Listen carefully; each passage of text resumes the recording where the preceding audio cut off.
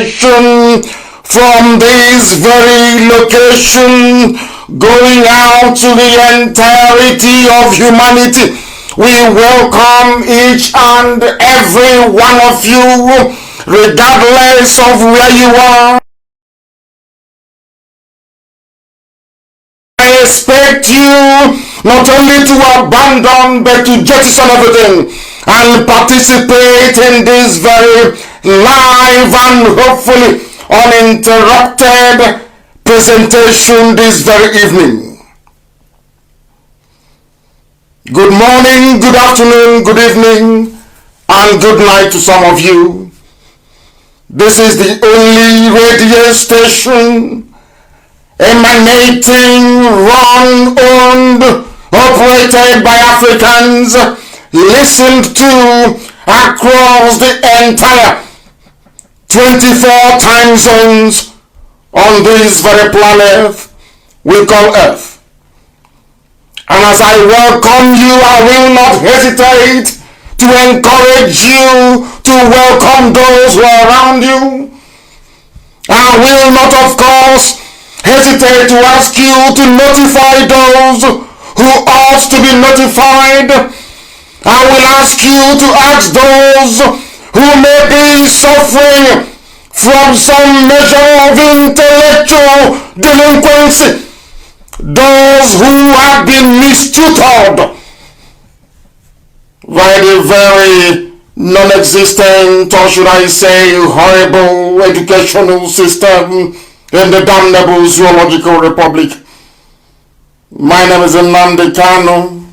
Today's date is the 26th of April.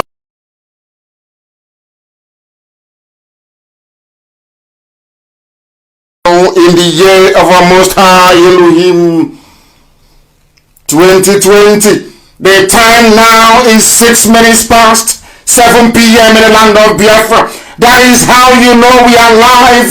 That is how you know we are direct. That is how we know that we are bringing you this very gospel ordained from heaven. This very gospel that will lead us into life.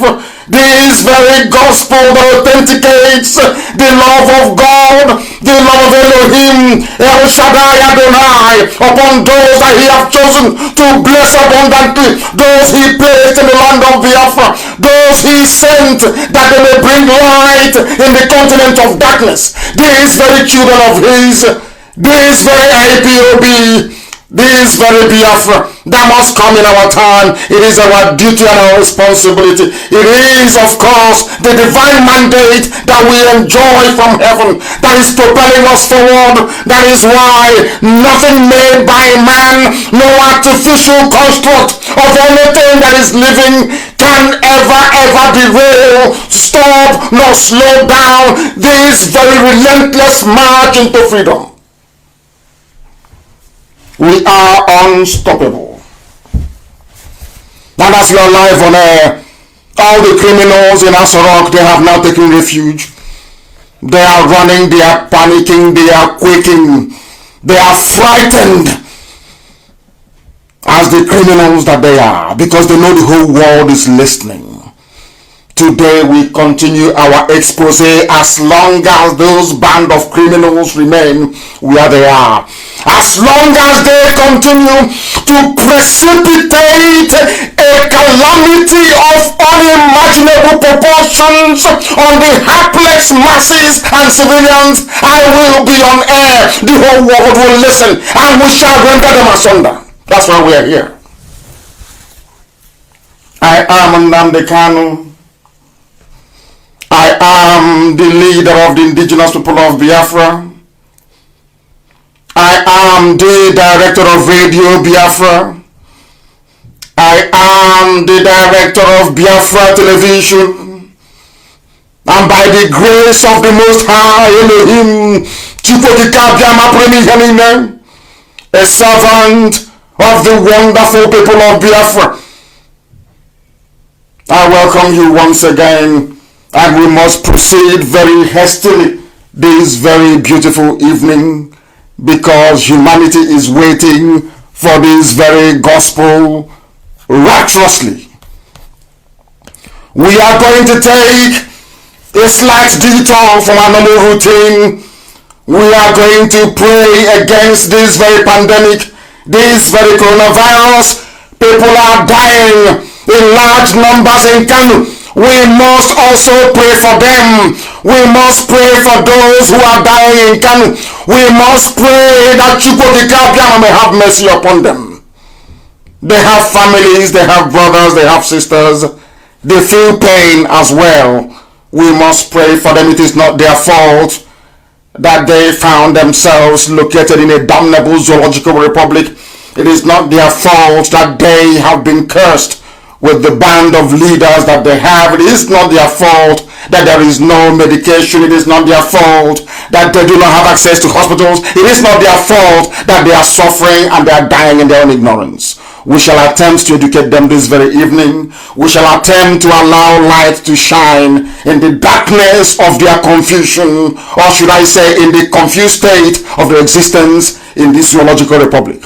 This very evening we preach the gospel of heaven. This very evening we give credence to everything that we have known. This very evening we recite and we reaffirm the promise of God in heaven upon his children, the children of light, the children of Biafra.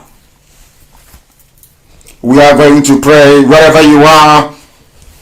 If you are one of us, if you believe in prayers, we must pray this very evening for those who are in pain and those who are dying in Kanu and elsewhere around the world. Our Lord, our God in heaven, the giver of life, the architect of our existence, the I am that I am, the ancient of days. We come before thee. We come before thee with reverence. We come before thee with such total submission, not just to your will, O Heavenly Father, but that also that your will may be done upon the lives of those who are living. Because our hearts are heavy. It is aching this very evening.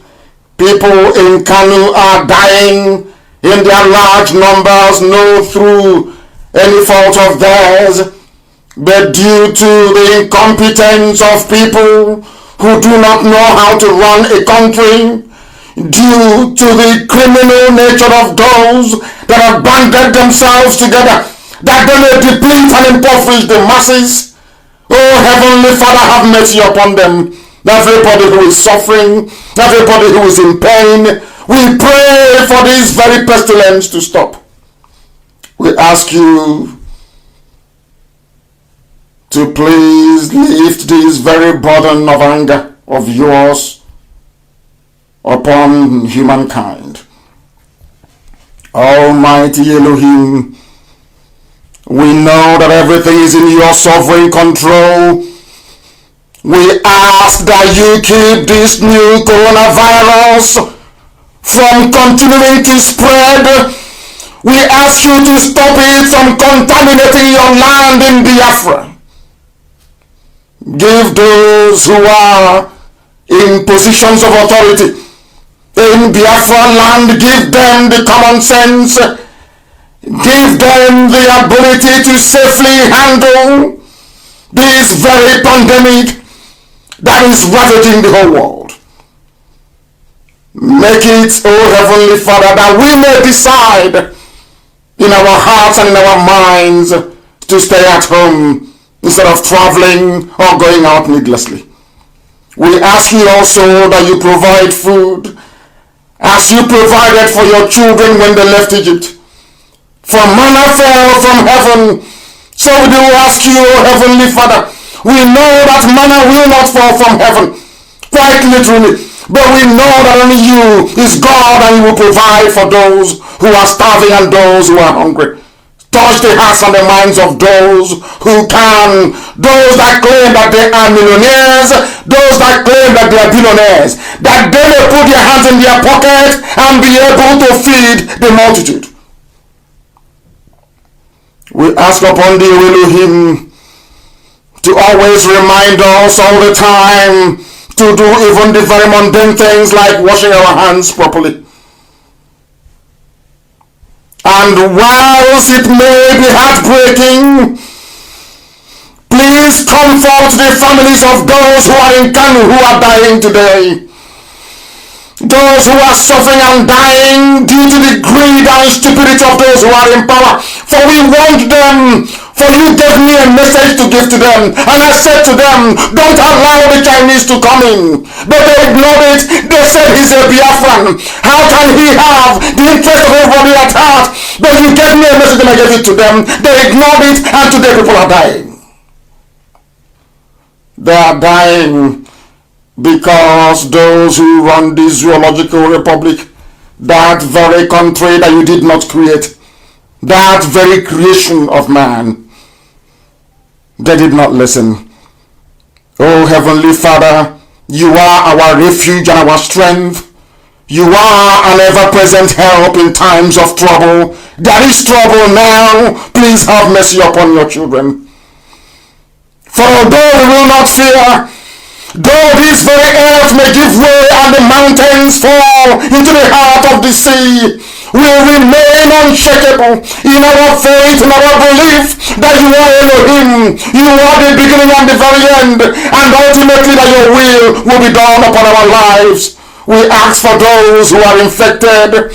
We pray for those who are working with infected patients. We pray for doctors and we pray for nurses, not just in Biafra land, not just those who are battling in Kanu, but all over this very earth. That your peace and your mercy may be upon them.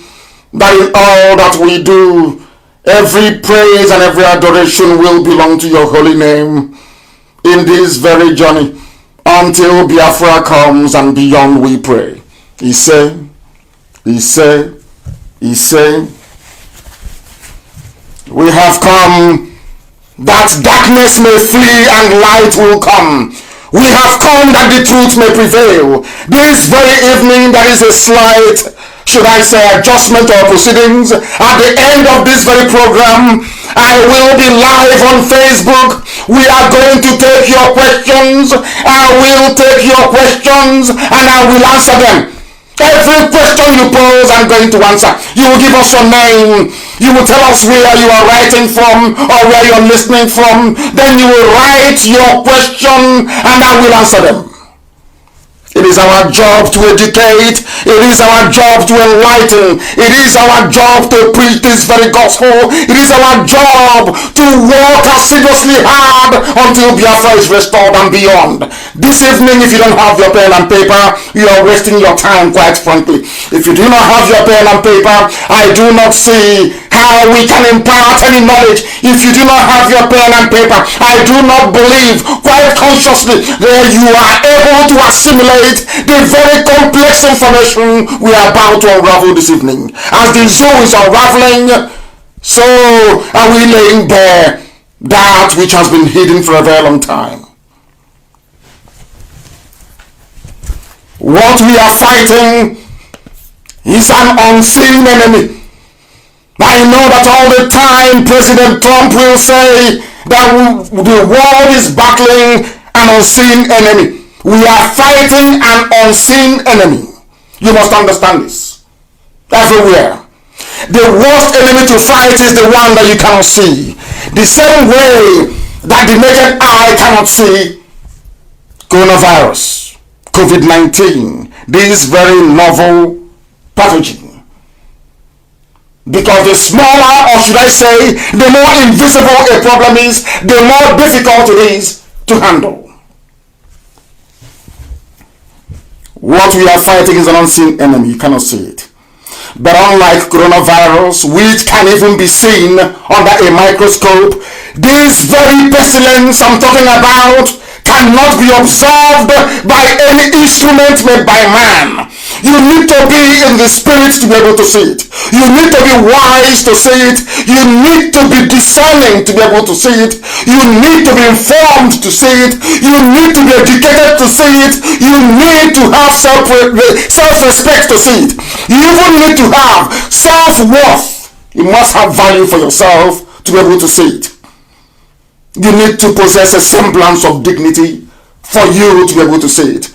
Because it is more deadly than all pathogens on this very earth. It is more contagious than coronavirus and 100 times more deadly than the worst disease ever known to man. And this very state I am talking about is ignorance. And it is what people in the zoo called Nigeria and Africa at large are suffering from today. That is the ailment that is killing all of us. And that unseen enemy, Chukwukika Biama, is going to help us defeat it. You must follow very, very carefully this very gospel as I preach it this evening. What we are fighting is not the things that you can see. We are fighting ignorance everywhere across the board. The reason why the zoo is poor, the reason why people are dying in Kanu this very moment, the reason why coronavirus is threatening to become a scourge on Black Africa is because of our years, or should I say centuries, of our unbridled ignorance. You know, sometimes I love to employ very complex grammar because of those who are listening. I have also adopted the same style in terms of my writing, that as many people as possible may be able to follow what we are saying, because often at times education is lost upon Africans. We go to school, we come out, and we learn absolutely nothing. This very evening we shall methodically, of course, proceed to cautiously unravel why ignorance is the problem killing us today, not just in Kanu and in places of such, but right across Africa, and should I even say the whole world. We must listen very carefully this evening. The people in Kanu who are dying in their numbers, they are in our house, we pray for them. They are dying like flies in Kanu State. They are dying there. People are dying in their large numbers, because everything I tell you here is the truth, the whole truth, and nothing but the truth. Because we maintain that we are whiter than white and whiter than snow. That is why Elohim in heaven reveal things to us that mere mortals cannot see. You cannot defeat ignorance without a pen and a paper. You must study. That is why if you're listening, you must have one. You cannot defeat ignorance if you have tribalistic and parochial mindset. I am not and can never be. What concerns other people does concern me. I have been able to demonstrate that on more than one occasion. You cannot defeat ignorance if you come to lectures on radio Biafra without your thinking faculties. You must be able to reason.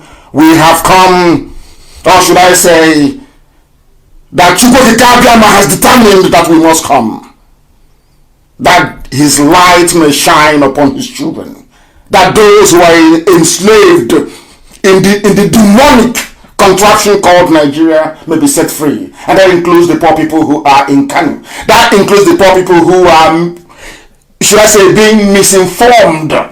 That includes all the people who are fed lies on a daily basis, courtesy of Yoruba media. Those who are being fed lies upon lies upon lies every day. That is why people are dying. They can't even report it accurately. This evening, as I said earlier, I will take your questions on Facebook at the end of this very program. We shall continue to interact right at the very end, because I will answer all your questions. Let us first begin by making it very clear. I told you before, there was a news, or should I say a rumor going around that there was a man who had contracted COVID-19 in Anambra State. I came on air and I told you it is a lie. I came on air and I informed you that that was a lie. Some didn't believe me. Some said I was putting the lives of our people at risk, and I said to them, no. that in all we do in life, truth is paramount. You must speak the truth always. You must always, regardless of the consequences, the truth must be spoken. That is exactly what drives me. That is what drives all of us who believe in this faith. I told you that Anambra State government was lying when they said that there was a corona patient in Anambra State. They used it to justify what I will say is a draconian lockdown. They used it to impose curfews, and they have also used it to install the yet unproven 5G masts all around Anambra State. When I said it, some people did not believe me. But this evening we have a video of the man that they wrongly accused of having COVID-19. He issued a statement. And that video will be posted very shortly by Amaka so that those who want to watch it can watch it. It is in Igbo language. And I will not play it live on air. But it is there for the whole world to see. That Anambra State chose to use a very deadly pestilence like coronavirus to lie to their people. It is not just limited to Anambra. This is how it is right across the entire geopolitical contraption they call Nigeria. Lies everywhere. Lying has become a way of life. If you get up in the morning, you have nothing better to do, you start to look for ways and means to lie. Maybe for 3,000 naira a week or 10,000 naira a week, depending on who you're e-ratting for. That is the way it is. Anambra lied. And the man is alive, thankfully. And he said, there is nothing wrong with me. This is the same way that they will never tell you the truth. They will never tell you that the reason why they are going to China. They will never ever tell you the reason why China is now their preferred hub for doing business. That was why I warned live on air exactly, should I say 4 weeks ago. I said here that this stupid, or should I say satanic deal with the Chinese, that people will start dying. That was what I said live on air. I also said that when that time comes, you hold Lai Mohammed responsible, you hold the Minister of Health responsible, you hold everybody, because there's nobody in Asrock. I don't know who else to call. I cannot even say Osibado because it's no longer there. I said, right now that people are dying in Kanu, the people to hold responsible are those in Asrock. Whoever is there, they should be grabbed and made to face the consequences of their duplicity, their treachery, their conspiracy to commit mass murder. What they have done is to commit mass murder. People are running away, people are still running away from Chinese-made products. I warned live on air. I said people are going to die. This thing that you have now allowed the Chinese to come in, people will die as a consequence of your stupidity, a consequence of your greed. But because Albert Yari was dead, they needed to protect Aso Rock by all means. They know they cannot go to Trump to do that. They know that Boris Johnson is a very clean man. He is the UK Prime Minister, yes. UK have done us bad or wrong in the past, yes. But Boris Johnson is a nice human being. He's a good man. They cannot go to him. They decided to go all the way to China. Not that China may come to treat the coronavirus, that China may secure a crumbling, oh my God, incredibly corrupt regime without legitimacy, where a chief of staff is actually a de facto president, where as I'm talking to you right now, preaching and the world is listening, there is no president in Nigeria, there is no vice president in Nigeria, none, absolutely none. As I'm broadcasting live, I have told you my name. I am Nnamdi. The thing in Asoro cannot do that. Whoever is there cannot even speak possible English. And I told you also 5 weeks ago, if you have been following this very broadcast that I'm doing sequentially, I said to you, when they issued that recorded broadcast from Cuba, I said, let me repeat what I said. I said, there is somebody inside Asorok wearing a Buhari hyper reality face mask. And I also said that that man is there only to wave and to smile. I also said to you that he will never ever speak. That's what I said. Jubril, Abajani took him and ran off to Cuba. I told you. And I said there is something inside Asorok that is wearing a Buhari look-alike mask. I also told the whole world that that thing cannot speak. Now that Kyari is dead in Cuba, they brought his ash, but he was cremated. It wasn't that thing that you saw in Abuja. That wasn't him. Has the one in Asorok spoken? No. Let's continue. I am going to destroy them too. First, they've been destroyed already. Completely destroyed already. This evening will help them destroy themselves, because they are the ones destroying themselves. They are the ones killing themselves, not us destroying. Of course, Chukwuka has done his mathematics on them. They are gone. They are finished. By the end of this coronavirus, if you go inside Asorok, it will be empty. Forget all these statements you're hearing. It's being written by their relatives. Everybody, if your relative is sick in Bauchi, you ask him, oh, hey, Ahmed, write statement for me. Tell him it is on the presidency. Ahmed, write. The next day they say, Oluwakemi, write one for me. It's from Femi Adesina. They write. There is nobody inside Asorok. I said nobody. It is empty. It is infected with disease.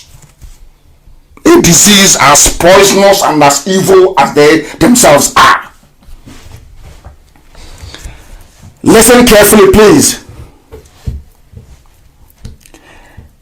These people run to China because China is the only place you can receive kickbacks. All those companies that you're seeing are owned by the Chinese government, not individuals, but by the Chinese state.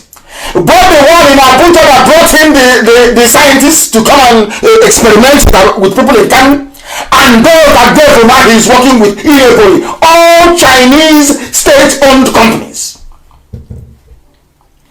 Because if you go to Europe, if you go to America, and you give a company a bribe, and American government, becomes aware of it later on, the CEO will go to prison. They passed a law saying you cannot go to Africa and be bribing them, taking kickbacks, and of course festering corruption.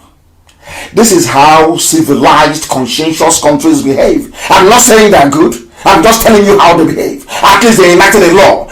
So now what they do is, your so-called governors and Asorok, they're now going to China, where there is no democracy, where there is no accountability, where you can be as corrupt as you like, where you can give up the lives of nearly 20 million people or thereabouts in that part of the zoo to be experimented upon, to be killed, and nobody will ask questions. They know that Yoruba media will cover for them. I hope you're following. They know that Yoruba media will never ever report the truth. And some of you do not have light. You don't have money to buy data. Some of you don't have access to Radio Biafra FM relay stations or the area that we cover. They deliberately kept you in darkness. The reason why the people that rule the zoo keep you in darkness all the time is that you will not be able to reason. That is why your schools have failed. That is why you have no electricity. That is why you have no good roads. They have imposed a mental state of impoverishment. So every day you'll be struggling to survive. Because it is when you're well fed that you can start to practice philosophy. A hungry man, you do not practice philosophy on an empty stomach, is not done anywhere in the world. They deliberately kept people hungry with the help of Channels TV, with the help of Punch newspaper, with the help of some Gota, Lagos Expressway media. You can no longer listen very well. So when they hear that the truth is coming from IPOB, coming from Nnamdi, coming from Radio Biafra, they go mad. They go mental. They start coming up with all manner of accusations, which I shall deal with later on as well. All the things, all the rubbish they wrote against me, because here I read out the good. What they wrote about me, I'm going to read live on air. All the names they called me, I'll read it out here so that the world can hear. And I will demolish them line by line.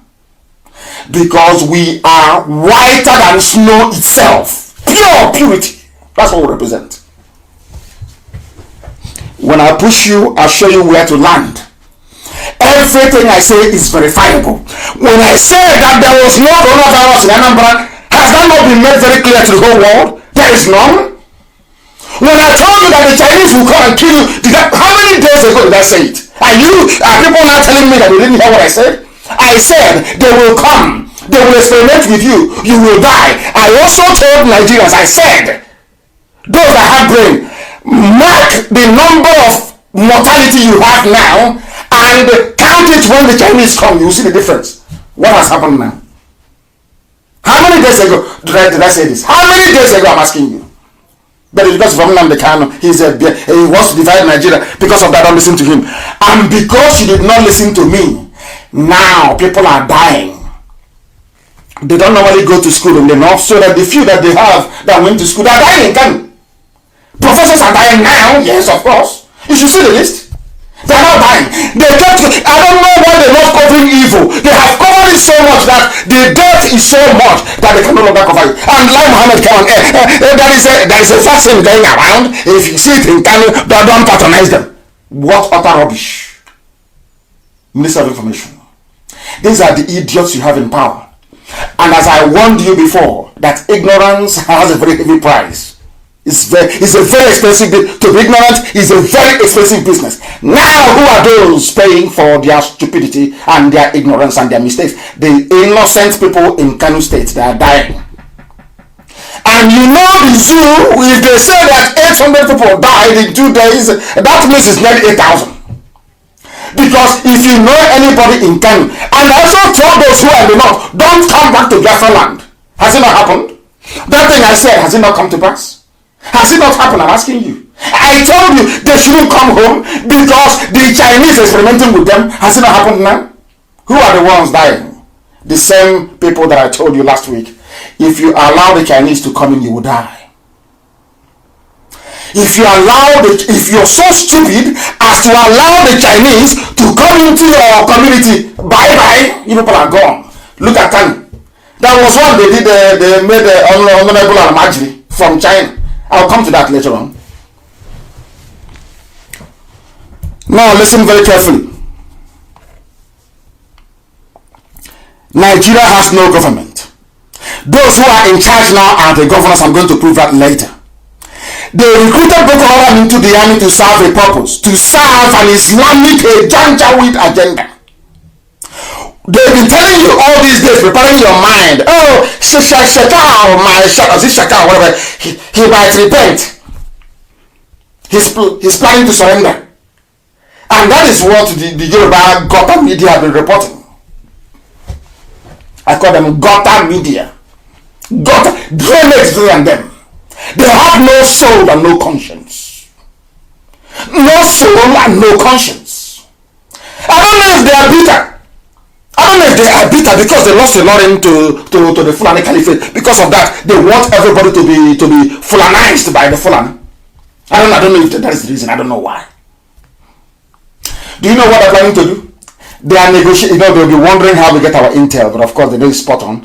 The Buratai, he has now fled to Niger Republic. That's why he is. That's why you cannot see him on video. You can never see him on video. Never again. You can't see him.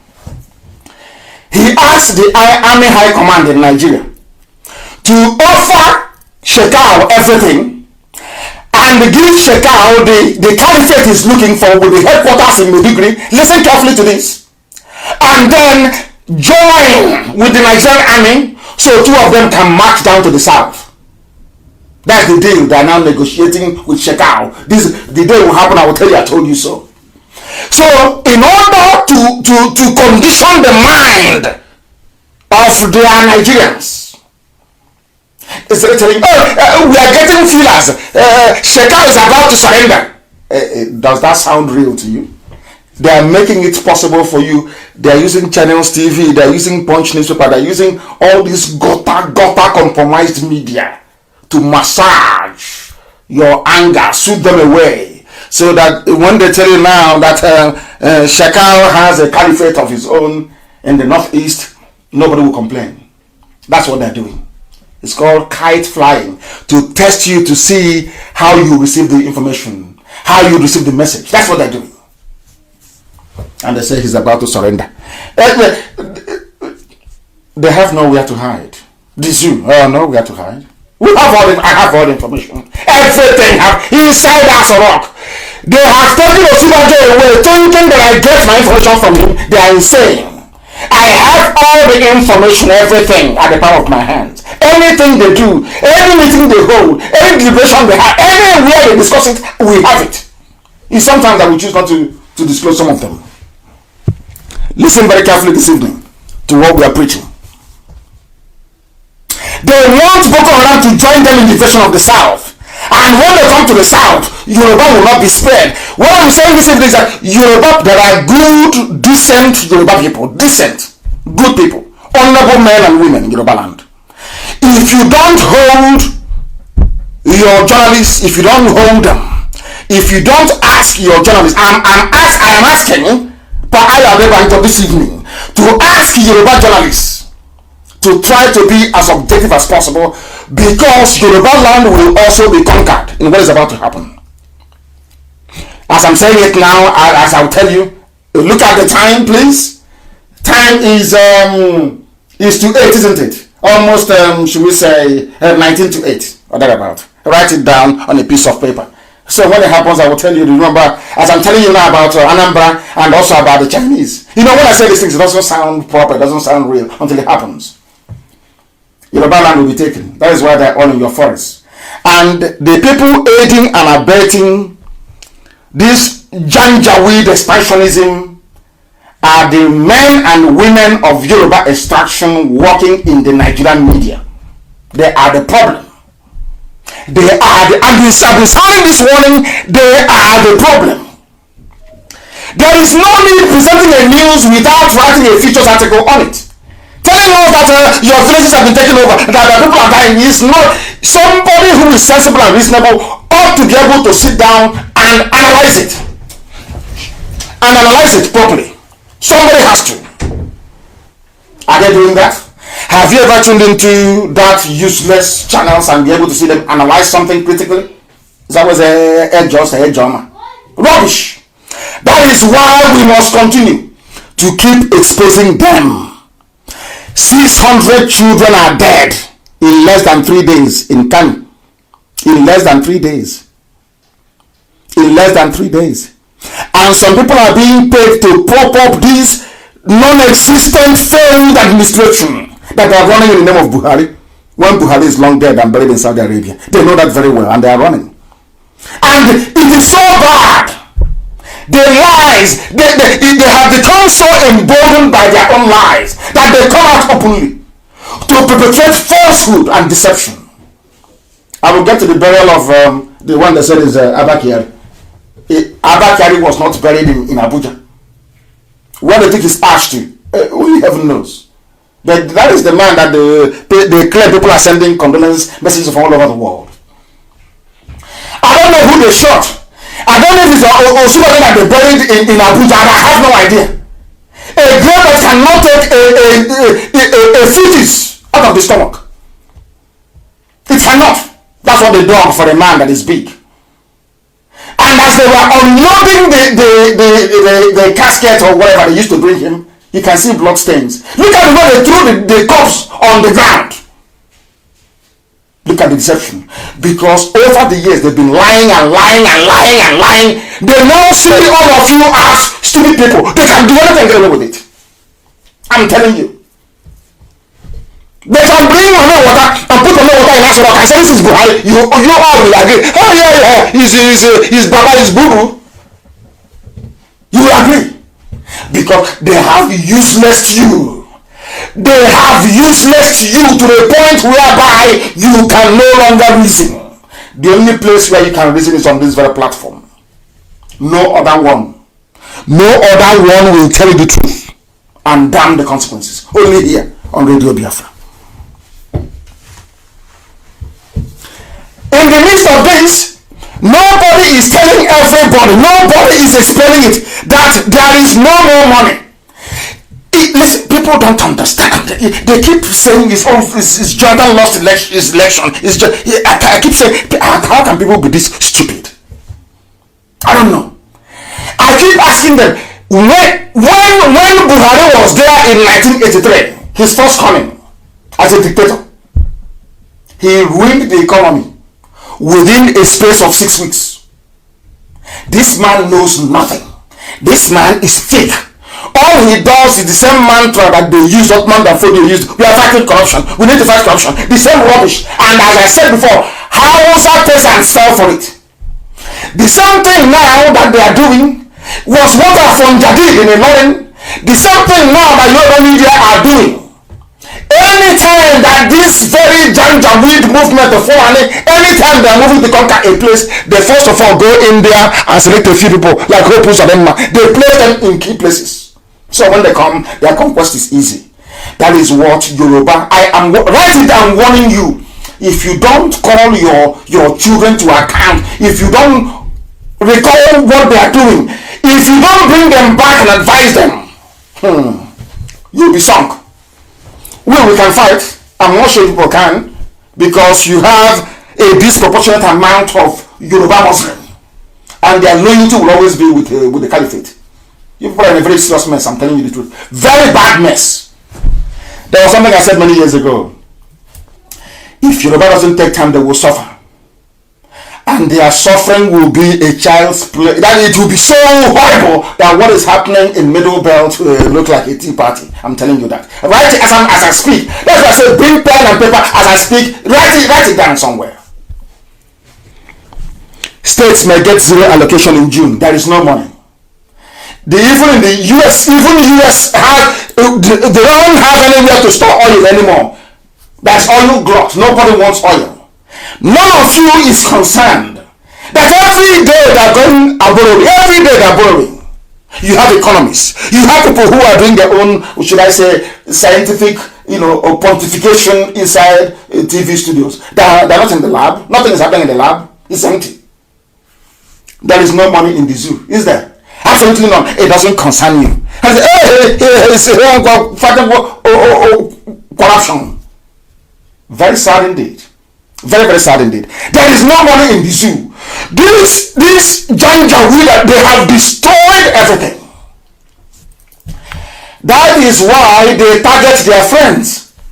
That is why, as long as they keep Britain happy, they bribe some people in the State Department in the USA. Most of them are corrupt, of course. I say it loud and clear, live on air. If you like, you sue me, or I go to court, I'll destroy you with evidence. I have them.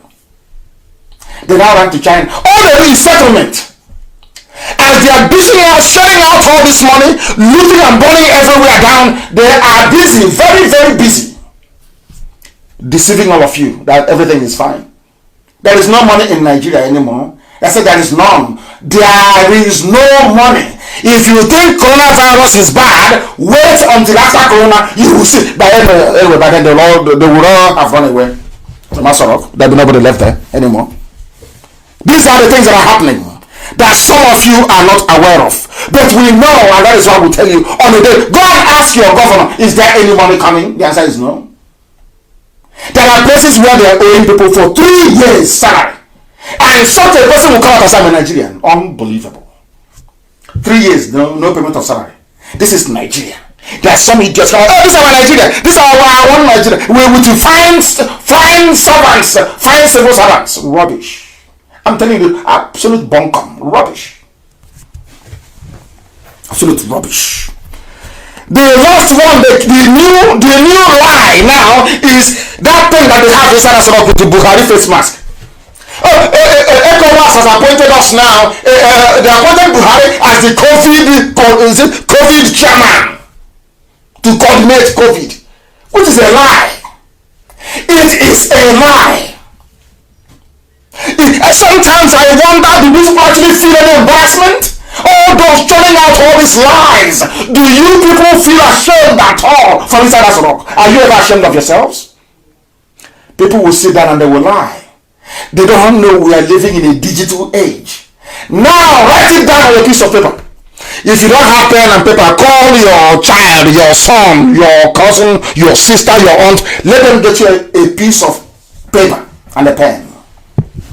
Write down this very question. This is how you know something. Because I have said this thing before. When you want to know who is lying, when people go to court, they are asked to present their statements or whatever thing that they have to say, either in furtherance of their claim or in defense of an outstanding allegation. And do you know how the judge or the jury, I prefer the jury, do you know how the jury will know who is lying? It is called cross-examination. Because I wasn't there when it happened, but from the things that came out of your mouth, I will cross-examine you. It means asking you questions based on your claim. Let me see if you answer it. In those days when we go out, to go and party illegally from school, and the principal will catch you or somebody, if you got the wrong clothes on my hair, they'll say, oh, where have you been? And they'll call your parents. Your parents will come. They went there. They don't know if you went to party illegally or not. They will now ask you questions. Okay, who was in the dormitory at 10 p.m.? When was the lights out? What did you have for dinner in school? What happened? If you can't answer, then they'll know you're lying. That's how this life works. But some people, I don't know, they have been so deluded, so messed up that they don't know what a lie is anymore. Therefore, take your pen down. They claim that Buhari was appointed the COVID chairman at ECOWAS. In other words, ECOWAS is 15 states. So we now believe that 15 people sat around the table and said, yes, we agree that Buhari of Nigeria should be our champion. Is that correct? Now ask Asorok to release the video clip where they agreed that anybody called Buhari should be the champion of COVID in ECOWAS. Simple question. Show us the video. Because somebody will say something and another person will second it, isn't it? Somebody will second it. Is that not correct? Is that not correct? Because you just can't come and say, after the meeting, you say, ECOWAS said Buhari should be the new COVID champion. Somebody must have said something. Somebody must have pronounced his name to say, we are now proposing that the president of Nigeria should coordinate this. Ask them to issue the video. There is none. Maybe now they start working on it. They forge everything. Maybe from now. Now ask them again. Ask whoever issued all those useless Photoshop pictures. Ask them again. If Buhari was at the meeting, how come Ghana and every other country have released their own video of that meeting? How come you have not released your own? Where is yours? A very simple question. Very simple. Where is the video clip of Buhari accepting to be the chair? Because if you nominate somebody, they must accept it, isn't it? So where is the video clip of Buhari accepting and saying, okay, I will be the chairman of, or I will coordinate ECOWAS response? There is none. That's how you know they're lying. Forget all these things that the Iraqs are doing. They're paying, times are very hard. They're paying them money, paying them 10K every week, 3K every week. They will say anything. These are black people. It was a black person that traveled to China to go bring the Chinese to the King Blinken. It is a Nigerian that dreamt up this scheme to go to China to bring the Chinese to come back to Nigeria to be killing innocent people. When people have brain so they can use them. Other countries are saying no to Chinese products, no to face masks. They are sending fake kits all over the world. People are saying no. You read all these things, and somebody who is so clever, perhaps a PhD holder in heaven knows what, wrote a memo and said the best thing for us to do is to bring the Chinese in. And I came on air and I warned you. You didn't listen. Today people are dying left, right, and center. It is to be lying. Buhari appointed ECOWAS coordinator. What coordinator? I saw the one that I have access to ECOWAS. I have seen the final communique. I've seen it. Where this same Asorok, They say they don't have money. They are going to UN to borrow money. They are going to World Bank to borrow. They are going to African Development Bank, ADB. They are going to IMF to borrow money. What are they doing with it? Bribing their fellow heads of government to insert something. Oh, please, can you say that he's the coordinator? The word coordinator was not used. It was highlighted in bold. Champion. Somebody that they can learn from. Because COVID-19, this very virus, is a nation-by-nation containment plan. There is no wider regional strategy anywhere in the world. The EU has broken down as a result of it. The NAFTA in America, everybody, you on your own, country by country. This nonsense is a regional strategy. Rubbish. Is a lie. Complete lie. Because they know you won't know. They sent out the news so that their ears will say, hey, come to see, Buhari is appointed champion. Champion of what? Does it mean, okay, does it mean he's not going to address the people once in a while? The answer is no. Because the one inside that Sorrow cannot speak. The one in Cuba is stopped in Cuba. Are you listening to me? That's man. Ask yourself this question. If you people can record a program and claim that this man is Buhari, why can't you speak from inside Asarok then? Why can't you talk from inside your office in Asarok? As the Ghanaian president, every other president did. Have you noticed it? Every other president sat in their office during the teleconference. Ask him where was he? That thing they put there, I told you he cannot speak.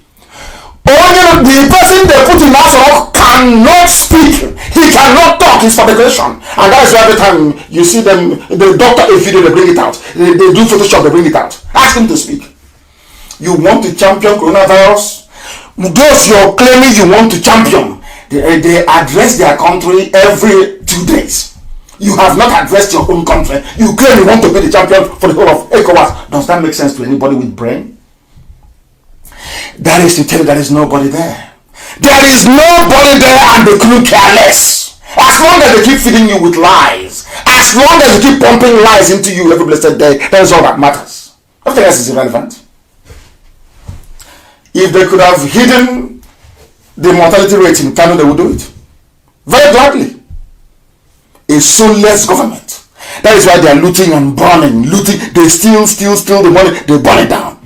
I have written a letter to IMF to publish tomorrow. I have written to IMF. I have written to the World Bank not to give Nigeria any penny because they will still be. In fact, before the wire leaves the IMF headquarters to get to Abuja, they have frittered away all the money. They are thieves, they are rogues.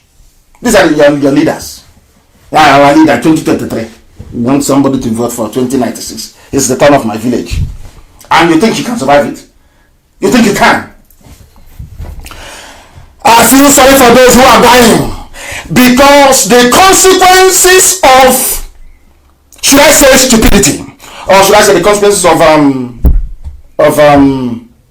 mediocrity is always death on a massive scale.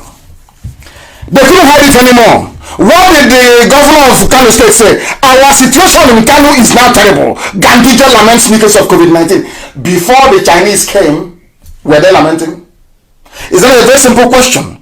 Before the Chinese came, were there lamentations in Kano? The answer is no. How come it is now that the Chinese are there that people are dying in high numbers in Kano? Another thing which can, I love questions and answer. That is why I will take questions live tonight on Facebook. I will answer live this very night on Facebook. Ask yourself this question. Now, as at now, Nigeria has the highest rate of mortality in Africa in only 2 days. They have surpassed everybody. That is the one that reports. No, you know they are liars. That is the one that are reporting officially, not unofficial ones. No, these are the ones that are reporting officially. Now ask yourself, what does Nigeria have in common with other African countries where there is no exponential growth in mortality rate? It's because all the other countries didn't go to bring Chinese people in. That's the difference between the Nigeria and other places. The zoo went outside and brought Chinese in. They are dying. Other people did not bring anybody in from outside and they are surviving. Just you do the maths. Is it not common sense? Is it not common sense? I'm asking you. The people who were killing blacks in their land, Chinese were torturing and killing black people. You went to that same place, you brought them in. The same trick you played with Britain.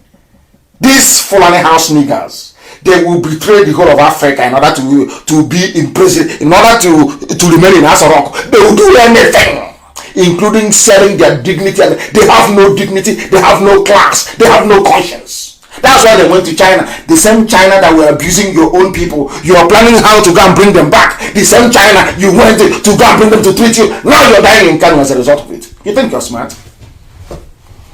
You think you're smart? Ganduje, whatever Gandola is crying out. I'll read it for you so you can hear it. Governor Ganduje of Kanu State has said the situation in Kanu was becoming terrible by the day as cases of COVID-19 pandemic continue to increase in the state. This is as the state took samples of fresh 44 persons for testing, while issue of deaths among the elderly has not been settled. People are dying left and right and center in Kanu. There'll be death there. Bill Gates knew what he was saying. It will come to Africa and there'll be death. And it's happening now from Kanu. The entire depopulation agenda is happening. And who brought depopulation to Africa? The same Nigerian government, the same satanic government, and their Yoruba media supporters. The day the people will rise up, I'm telling Nigerians, the day some of you in the north will decide to rise up, as you're hunting the politicians, also hunt Yoruba media houses. They are evil. They are the ones that have over the years that they have blinded. They keep blinding you. Once these criminals are thieving and stealing, Yoruba media will be covering for them. All those people who are angry in Kanu, if you want to direct your anger, when you finish with the politicians, look for Yoruba media. Any channels correspondent. Evil people. Supporting evil. Now, as I've been warning them over the years, this evil you're supporting, innocent people will get hurt. They don't want to believe it. And now what is happening? Are innocent people not hurting in Kanu? Are they not dying? As you're looking for the politicians, also look for Yoruba media practitioners. They are evil. And when I say he's insulting us, I am not insulting you. I am telling you the truth. What do you mean by insult? What stupidity? I'm telling you the truth. You say it's an insult. What's an insult? What's an insult? What insult? I speak the truth. Always, it doesn't matter. I damn the consequences. And I'll tell you all the time. Pray for Kanu according to Buhari aid begs Nigerians. He's no longer from the edition, I told you. He's no longer there. Where's Garabashiru? COVID-19 has taken the away of them. I'm not saying that they do, but everybody's let us say, in isolation. Can you imagine that something as big as this is happening? They have now brought in Bashir Ahmad. He is now the face of the presidency because there is nobody there anymore. Maybe I shall brought this one in. When you say to Nigerians, you people are dumb and useless, you say I'm insulting you. I'm not. God in heaven knows I'm not. I want you to open your brain because all this stupid fancy English, it doesn't work with you. It just doesn't work. Nobody can rise up and say, oh, but where is Femi Adesina? Oh, where is Garabashiru? Who is this one? Where are you coming from? What is your job? How come we are no longer hearing from Garabashiru? What happened to him? What happened to Femi Adesina? Why you? Nobody can ask that. It's anything he writes. Oh, remember, your envelope is coming soon. Oh, yes, all correct, sir. He will just publish. Who is this man? He said his name is Bashir Ahmad. He is President Buhari's personal assistant on new media. This is a new one. I've not seen him before. Of course, he's been there in the background before, that I know. But he's now the public face of the cabal. He has called on Nigerians to pray for Kanu State due to the recent reported mass deaths recorded in the state amid the deadly corona. You see how these people lie. Instead of them to come out and say that people are dying in Kanu State as a result of coronavirus infection, they are saying that there are mysterious deaths. Do you see Yoruba media? There are mysterious oh dear. There are mysterious deaths. Mystery is a mystery. Do you know why they're writing it? So that some of you will not go back and listen to Nnamdi Kanu'S broadcast and blame the Chinese that they brought. I said no to the Chinese. I told you, you will die. If they come, you're going to die. Today you're dying in Kanu. And now it's time for prayer. It's prayer time. You know, after praying for those in Kanu, one of your Pentecostal pastors will tell you to at least bring your tithes with you, so that this prayer, so that Jesus Christ will receive these prayers on behalf of the dead people. Everybody is just, that is because they are criminals and scammers. That is why when they see you speaking to them, you're a scammer. No, the guy is, and I said I'll deal with that later on. You're a scammer because they are thieves. So they think everybody is like them. When they see money, their body will be vibrating. They think everybody is the way they are. They have taken money. They have published rubbish. They have deceived you. Now, Kanu State is paying for it, and everybody is there. Everybody is there. Every tribe, every ethnicity is in Kanu as well. The way they are in Lagos. So some of your people are going to die as well. Let them be in Kanu. Let them not come home. They should stay there. I told them years ago, that month you're in, you will see what will happen to you. He is now begging. It has been reported, while some had corona symptoms, which are yet to be, just imagine this rubbish. Some has sclerosis symptoms. There are speculation of meningitis. Can you believe such rubbish? So that meningitis didn't come all these years. It's all of a sudden. Now there is hunger in the land, there is meningitis. No longer coronavirus. Now there's hunger in the land, you're telling people, don't patronize people selling vaccine. Do you understand what is happening in the zoo? Do you see how messed up the whole place is? Do you see why Nigeria should not exist? Do you see why there should be a division so that people can go and be on their own? Do you understand it? What is that? What I keep asking Yoruba media, all these things you're doing, what do you gain out of it? Is it that you are born evil? You're a very bad person by nature? Why are you doing all of these things? Is it the pain that the same way they took a lot from us, let them go and take your land? Is that why you're doing? Why are you wicked? Why are you doing all of this? Covering evil all the time. Why? You get tired.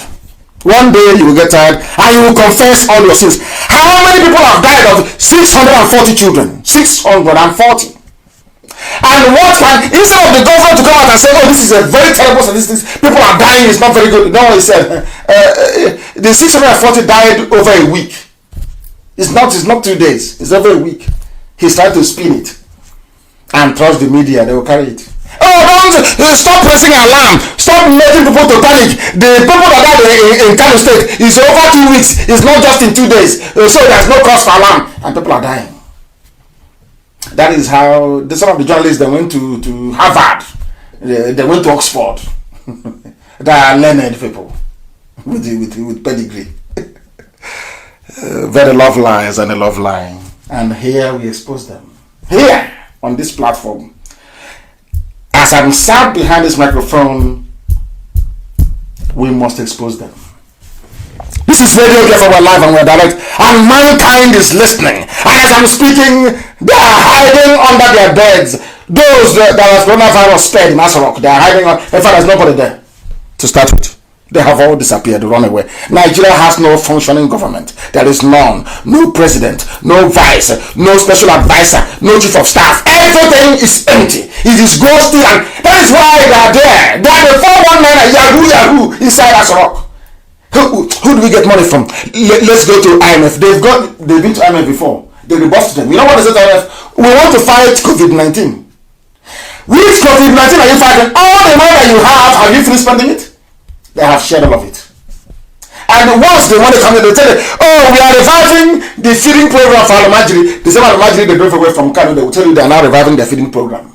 All their money will be gone. Now they start looking for, maybe they'll go to Liechtenstein to go and beg for money. There is no shame. How can a human being, a man, a grown-up man, you are moving about, you have no shame? There is no shame. None whatsoever. You keep lying and deceiving yourselves. Here we do not lie, and we can't deceive ourselves. Why will people die? I warned you that the China will come and you will die. Didn't I say that to you? Has it not happened?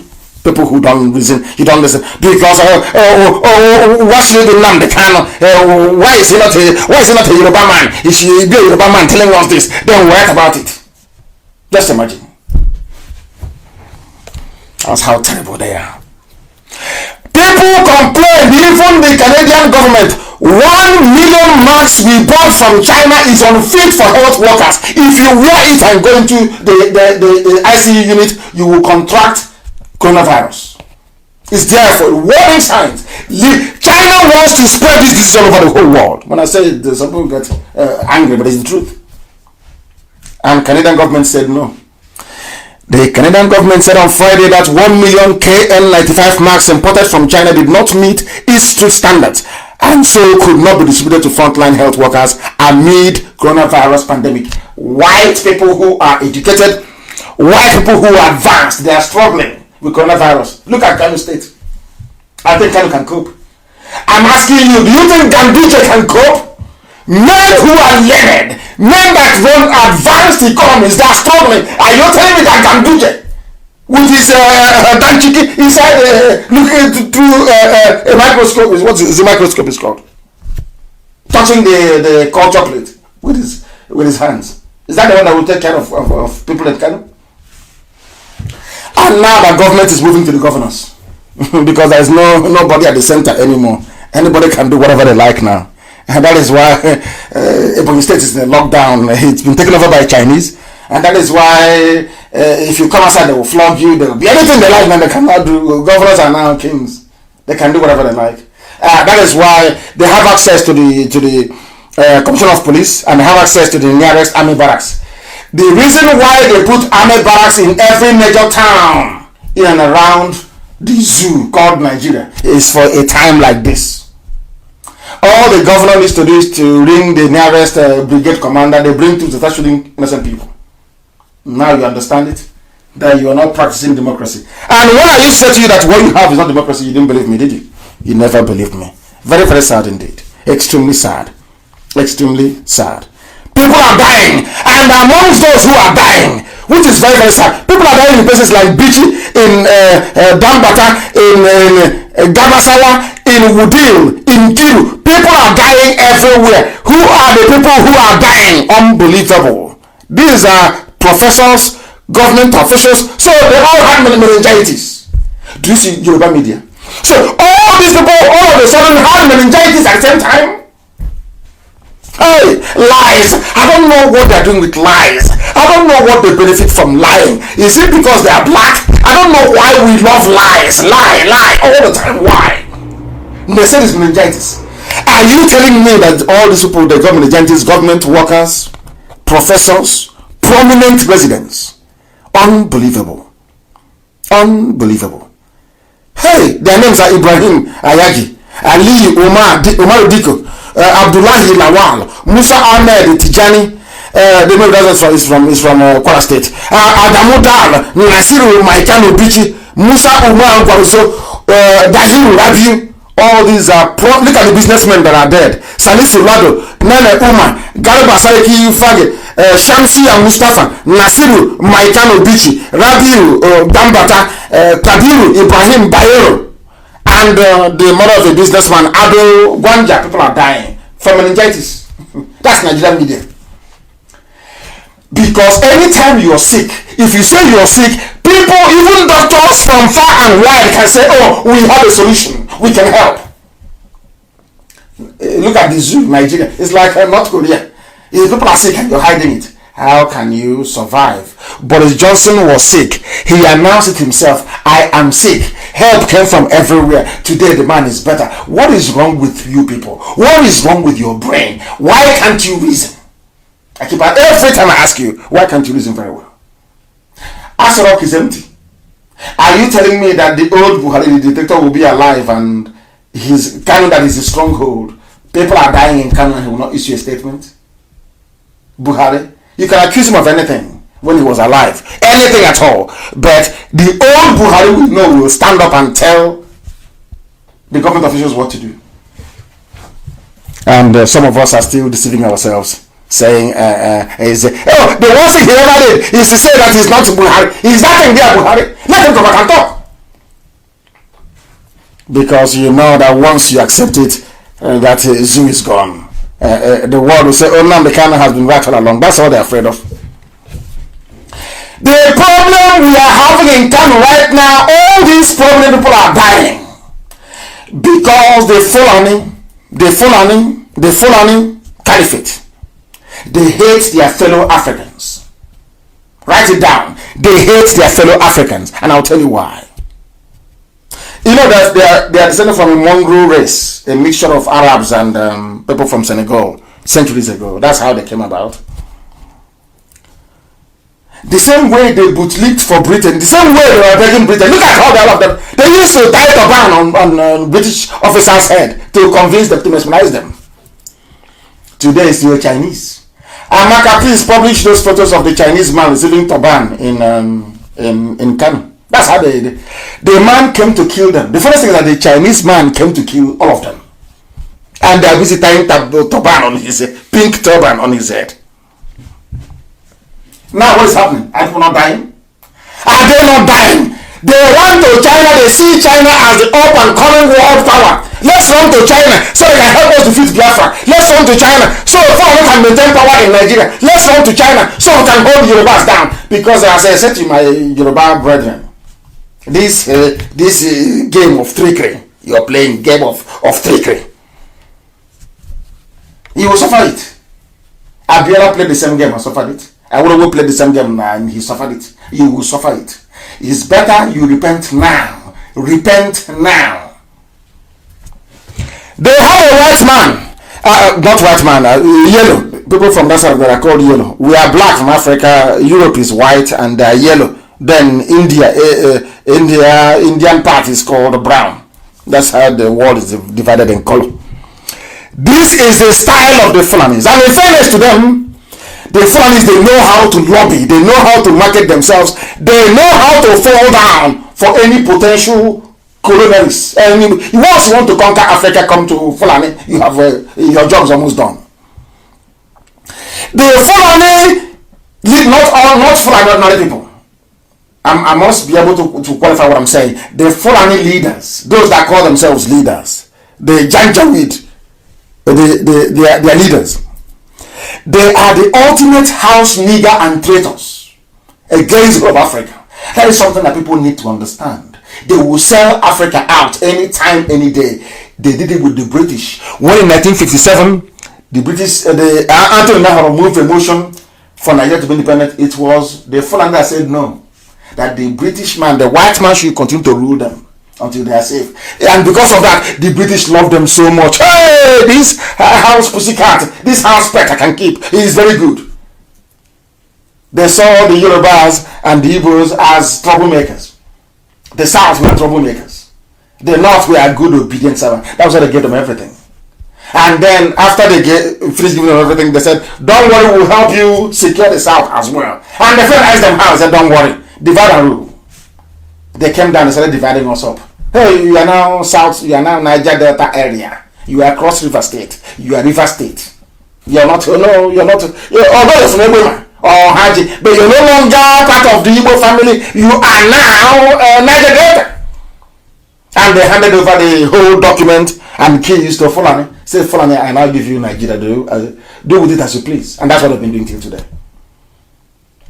Now, because Boris Johnson is a good man, I will not tolerate their rubbish anymore. They now run to China, the new up and coming superpower. So China can help them secure everywhere, help them to subjugate everybody. That is why there are killings, nobody's talking. Yoruba land is under siege as we speak. But nobody's talking. How can you talk? Who are you to talk? That is what they are doing. They come, they sell you out. This today they have now they have sold so many things that today they even sold their own children to the Chinese for mass experimentation. They are being asked to oversee COVID-19 response. They sold their children. They sold their children to the Chinese for experiment. Now people are dying in Kanu. That is the idiot you make ECOWAS coordinator for COVID. Somebody cannot see. He's a ghost. Nobody can see. That creature that nobody can see him. The one with the hole in the neck is in Cuba. They have another one there. Shame. Shame on them. with their hypocritical nationalism. That is why I say it is hypocritical nationalism. The same hypocrisy of the North that led Tafawa Balewa to say since 1914 the British government has been trying to make Nigeria into one country, but the Nigerian people themselves are historically different in their backgrounds, in their religious beliefs and customs, and do not show themselves any sign of willingness to unite. Nigerian unity is only a British intention for the country. Sir Abubakar Tafawa Balewa, 1948. The Fulani never believed in one Nigeria. They never did. This is the creme de la creme of Fulani elitism. This is the finest of the finest. This man is learned. In all honesty, I'm being honest with you. You see Tafawa Balewa, he was well read. A very intelligent man, lettered man. Very, very intelligent. Himself and Ahmad Bello. Very, very intelligent. Highly intelligent people. I'm asking you, this is what they said. They never believed in one Nigeria. When you see an idiot from what's it called, Guzo, writing on Facebook, one Nigeria, because they are the ones benefiting from it. They never believed in it. These are the words of Tafawa Balewa. Go and Google it. Since 1914, the British have been struggling to. Even the Fulani said that Nigeria is not one. For them today, Nigeria is one because they want oil. Nigeria is one because they want unrestricted access to the sea. They want the seaports, or at least Lagos, so they can be getting goods and properties. Have you forgotten when Yoruba flooded Amoteku? You know what they did? When Yoruba flooded Amoteku, you know what Fulani did? Fulani said that we are now going to open Warri Seaport, Calabar Seaport, Igbo said they call it Port Harcourt. We're going to open Port Harcourt Seaport, and we're considering One as well. Immediately, Amoteku died. Because the Yoruba leaders then wanted to keep Lagos as the only seaport they have. So the one idiot can come on TV and say, the economy of Nigeria is in Lagos and I'm going to Ondo. These are the people you want me to be in one Nigeria with? People that their economic, their sense of reasoning is informed by hatred. Informed by a level of parochialism that no human being can even fathom. It's unbelievable.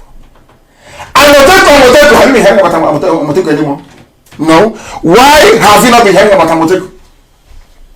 Because the Yorubas were threatened with seaports all around the east. Because of that, they collapsed Amoteku. It's gone. You won't hear about it again, it's gone. Forget all the media rubbish. You will never hear Amoteku again. It's over, it's gone. This is the country you want me to belong to. I think that a lot of people are drunk. They are insane. Because that is why we do it. That's why we preach the truth always. Always.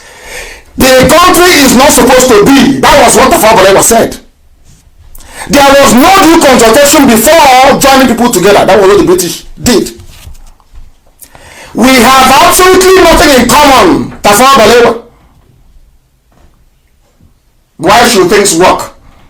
Why should things work when in actual fact everywhere is a mess? The people never wanted to, for it wasn't Nnamdi running around doing his Pan-Africanism, his warped Pan-Africanism. That's what happened. And that's the mess we're still suffering till today, till this very day. And that is what we are seeking and working very, very hard to reverse it. They are now raising alarm. Doctors raise alarm over increasing COVID-19 cases in Kanu and in the northern states. It is over.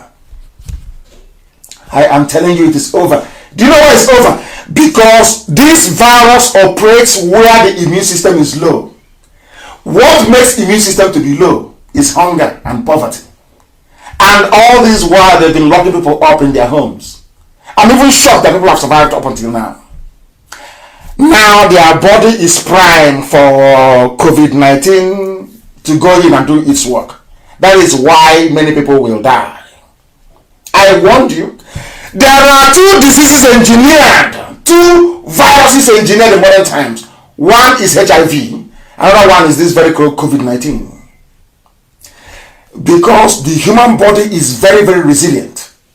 The human body has been able to fight off every virus since humanity started existing. You know what these criminals did in their labs in Europe and in Asia? They went in to try to bypass that. What does HIV do? It attacks the immune system first. It attacks the immune system first, so that ordinary cold can kill you. It doesn't kill you on its own. HIV doesn't kill on its own. It never does. What HIV is just like you fighting with somebody, because your body's immune system is the defense you have. You're fighting against somebody, and somebody came and tied your hands and your legs, tied your hands at your back, allowing your enemy to raining blows on you all the time. How can you survive it? That is what HIV does. HIV is not a disease on its own.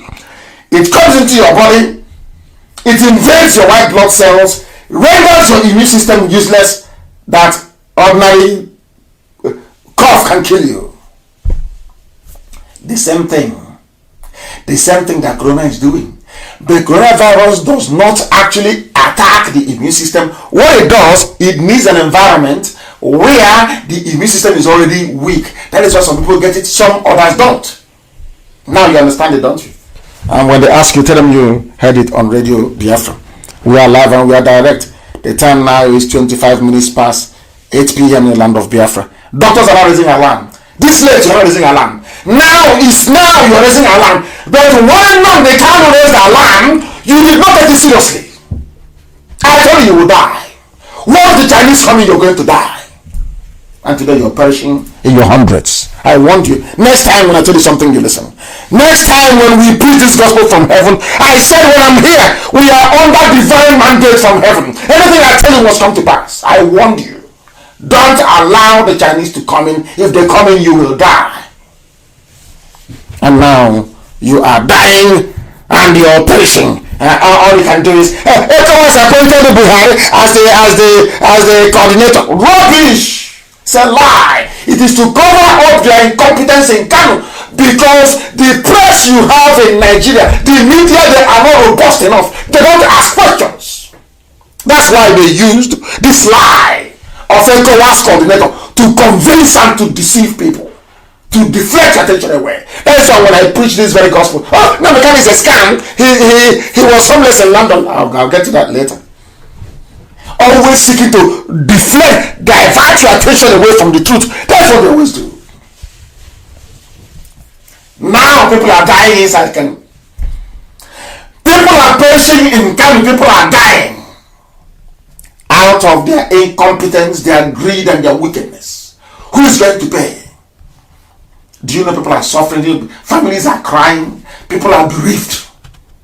Do you have every day to lose somebody? People are dying in Kanu right now. People are perishing all over the place because of the incompetence, the greed, and the wickedness of some people.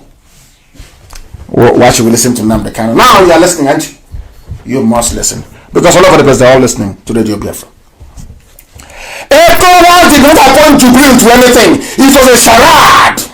Where is the video of Jubril making acceptance speech? I keep asking. Where is the video clip of the nomination? Who moved the motion? Who seconded it? I'm asking. It's all to deflect attention away from Kanu. The very terrible things happening inside. People are dying in Kanu. Terrible. Oh dear me. Oh dear me. Unbelievable. What we have managed to achieve in the past few days is to let the whole world know that anything that comes out of Asorok is a lie. Forget all the paid nonsense, all the advertorials, all the rubbish from the economists, all the rubbish are telling you, oh, this government condones with them. The Economist of London said Abakari is a good man. He was fighting corruption. I said, whoever wrote that rubbish, did you ask the person if they are aware of the 13.9 billion naira missing for Asorok Clinic? Who took the money? Abakari. Who appointed his daughter Vice President of Nigeria's Sovereign Wealth Fund? Abakari. Who appointed his nephew to head NNPC? Abakari. And he was fighting corruption. Yeah, we agree. He was fighting corruption according to the Economist in London. What they do, let me tell you what they do. The trick, it was Tinubu who taught them this trick. It was Bola Ahmed Tinubu that taught Fulani how to play this trick.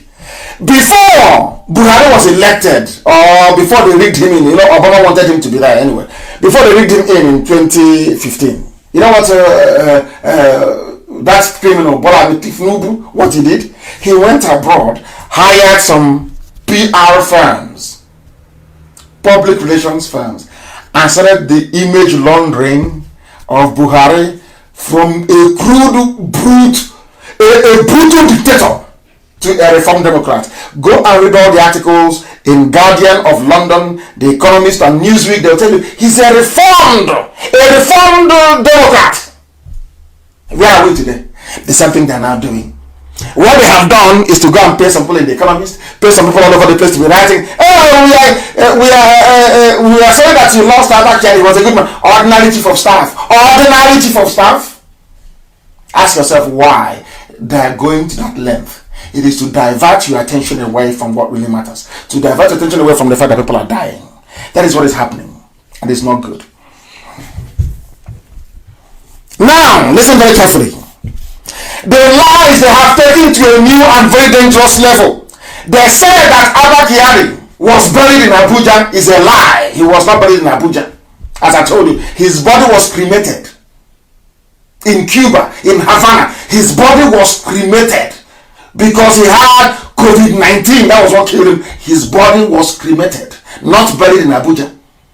They are ashamed because in Islam, they don't cremate. They bury the body whole so they can receive their 76 virgins in heaven.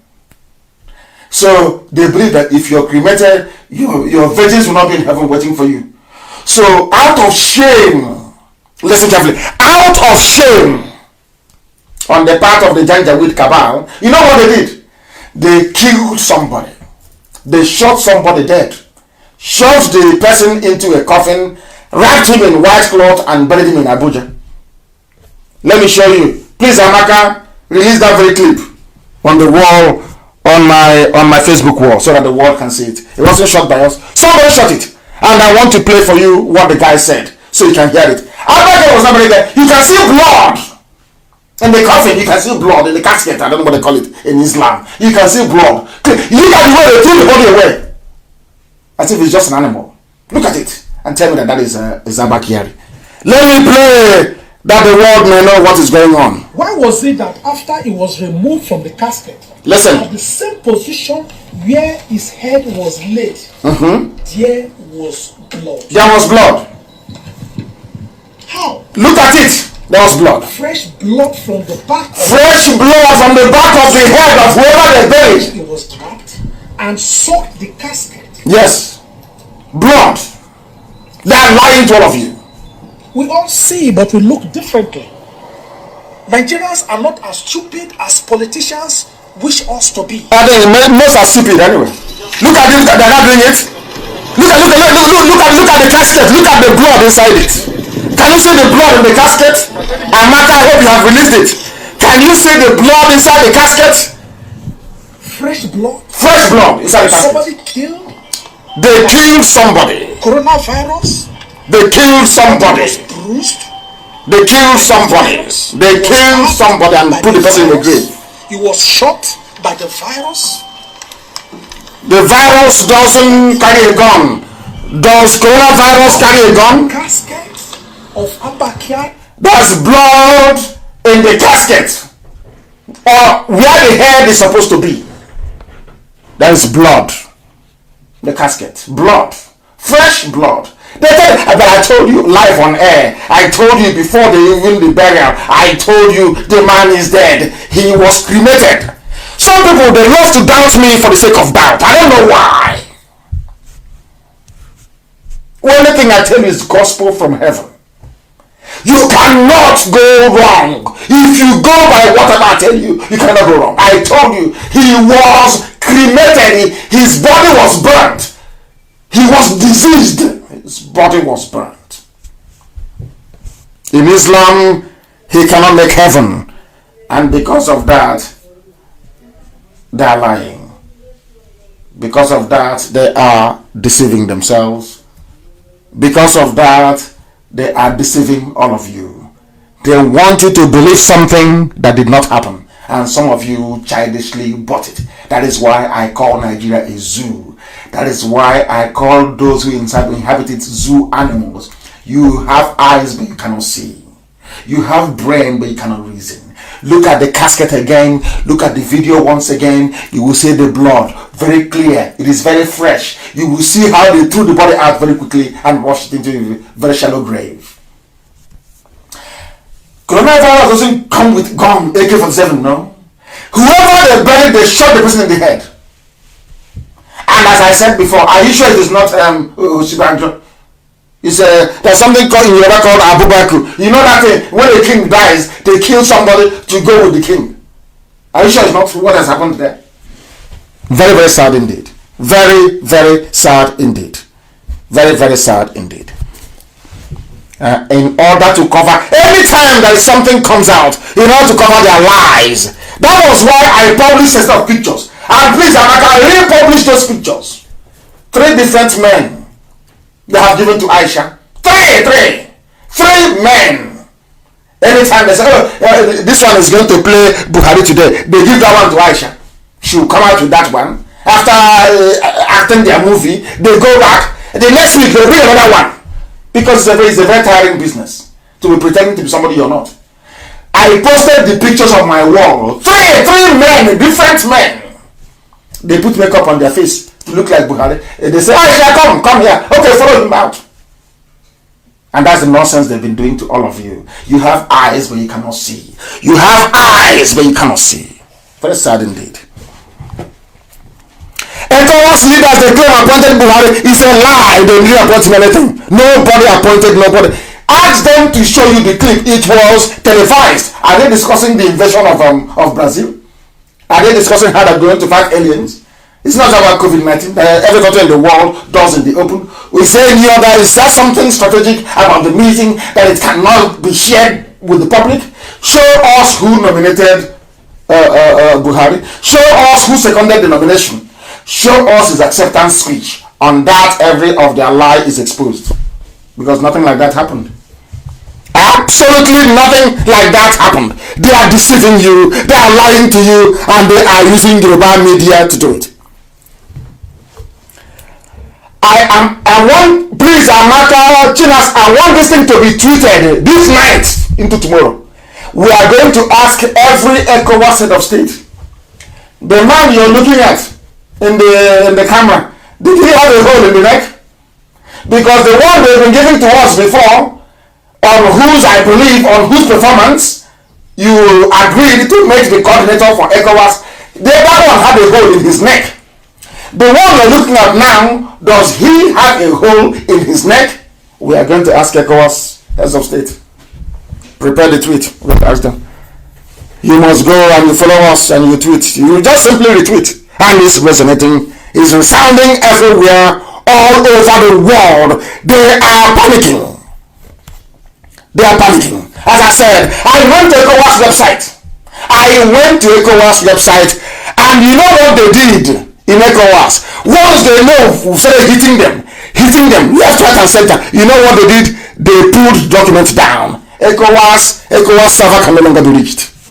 Are you aware of that? That is the power of IPOB, the power of Radio Biafra, the might, the heavenly might of IPOB. We ask ECOWAS, show us the video. And inside ECOWAS right now, they pulled the link of the communique. It is no longer there. Now they know that Buhari is dead. Now they know whoever is there is an impostor. He's a fraud. They know they have been lied to. You cannot reach ECOWAS server now. Go to Google and you type in ECOWAS communique. You will see it there to come up. Type in ECOWAS communique. You will see it there. Meeting held by heads of government on 22nd of April. Click on it. It won't open. I saw it before. That was how I know they made him a champion. It was highlighted in bold, in italics. Champion, not a coordinator. Now we have said to ask. That is why the zoo is afraid of IPOB. That's why they are frightened of Nnamdi. They are scared. My God, they're terrified. And as I told them, I said to Elohim, I'm not taking your glory, please, but allow me to gloat for a bit. God is the one destroying Nigeria, we know. Allow me to gloat a bit. When I said that I will destroy the zoo, it has been destroyed. There's nothing there. If we can compel ECOWAS to retract their statement, that means we are formidable.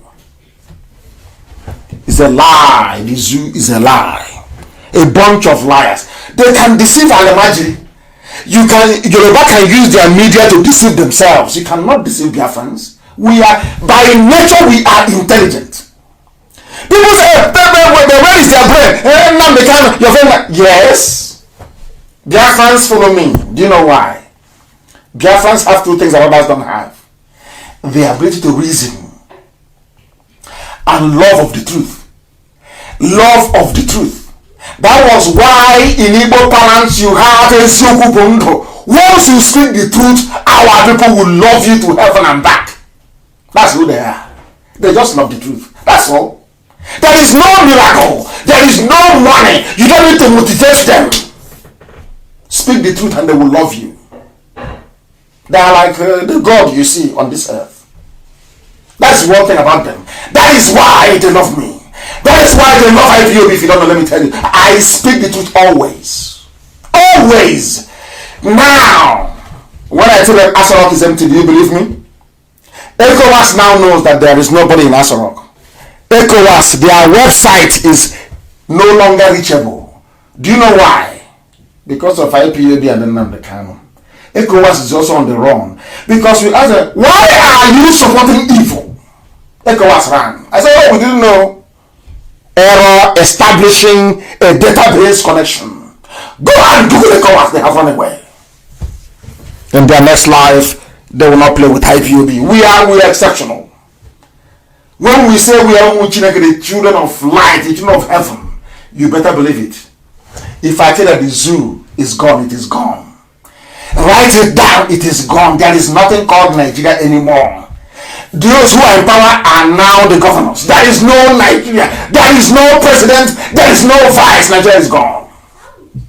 So that in your next life, if you hear Nnamdi Kanu, you will know that you are blessed. You know that you are blessed. They are opposing ECOWAS, and I'm sure even if you ask the chief editor of the Economist, they will deny that rubbish. They wrote about Abakiari. Because people look at me, I am not a journalist. I am not. When I begin to analyze the rubbish they wrote about me, I will tell you how we began.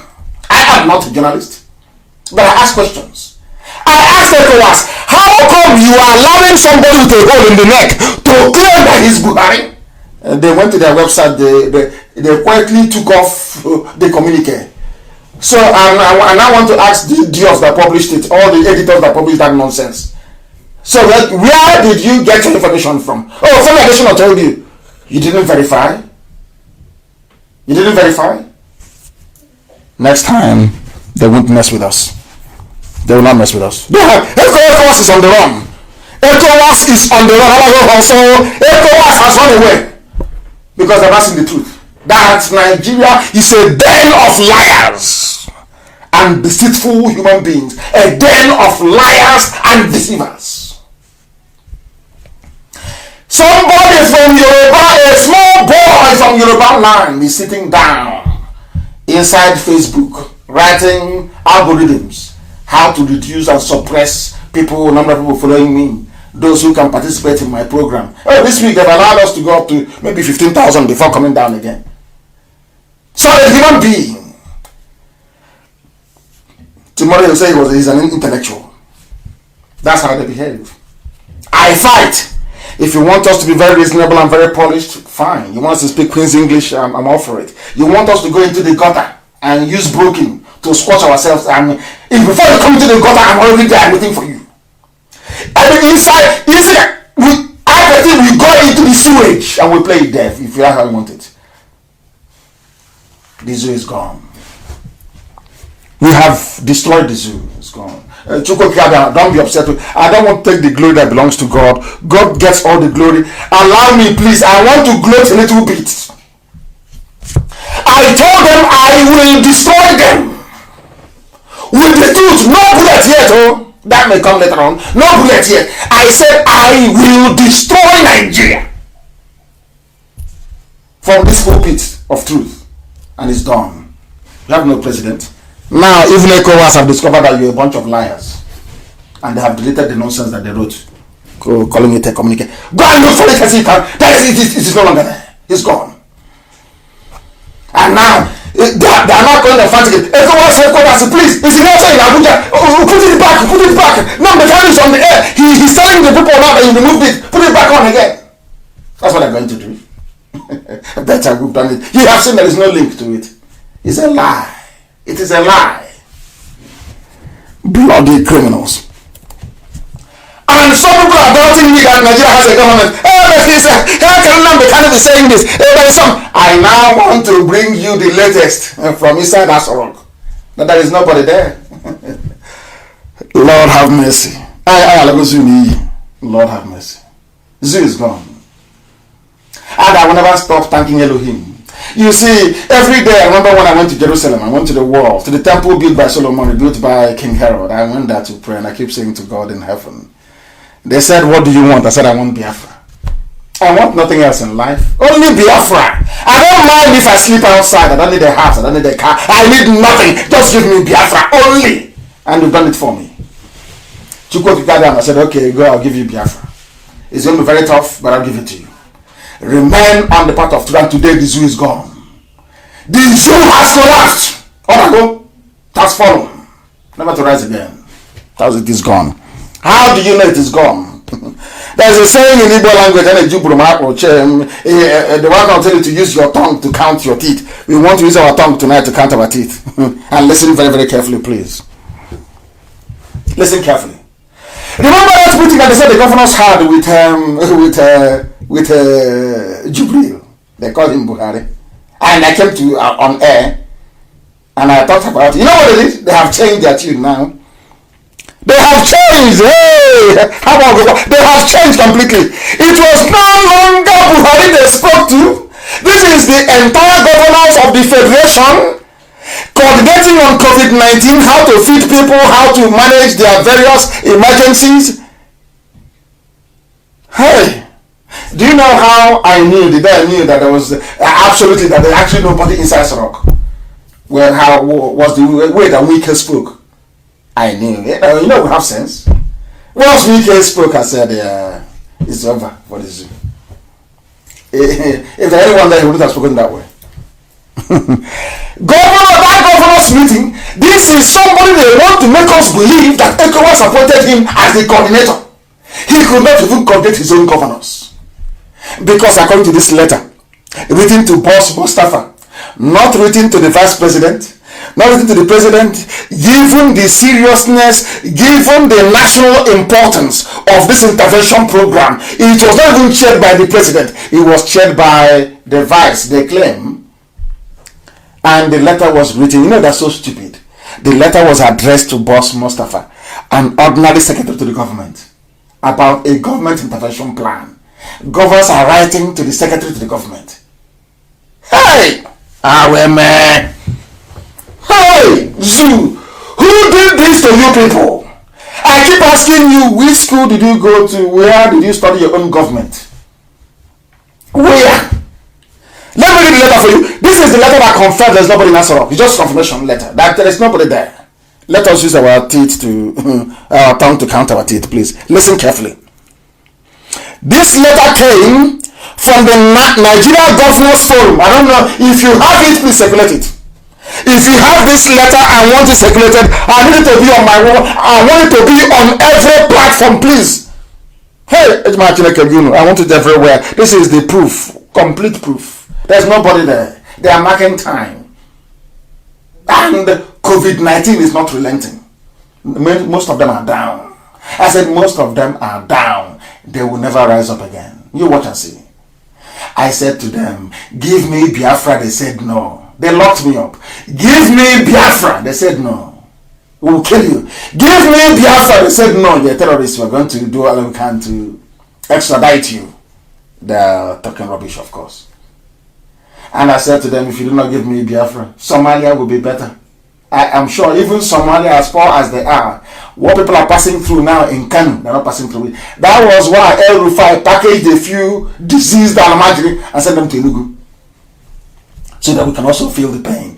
They were planning to reduce the population of Biafra. When I was in prison, they said yes, when they offered me 5 states, you can take the 5 states. One came to me, yeah, you can take it, but we'll make sure that your population is reduced. Now, you see what God is doing? I'm not happy that anyone is dying anyway. God knows I'm not happy. I hate to see people suffer. I've been through bereavement. I don't want to see anybody go through that. But when you plan against Biafra, this Biafra is under God, not under any flesh. That is why we call Chukwukika Biamaya the supreme of the supreme. We don't go through anybody. We go to God direct and say, we are your children. Let your will be done. And he said, go, and I'll show you my will. And it's not happening. There is no government in the zoo. And they're also dying. There is this letter, Nigeria Governors Forum. This is at 51 Lake Chad Crescent, Maitama in Abuja. They are right. Governors of Nigeria is addressing the letter to secretary to the government. You know, people who are not well informed, people who are not well lettered, people who are not of a sound or sane mind will tell you, it doesn't matter, but it's the secretary. I now challenge you to show me any letter in America that operates a similar system where the Governors Forum in America ever wrote to anybody in the White House apart from addressing the President of the United States of America.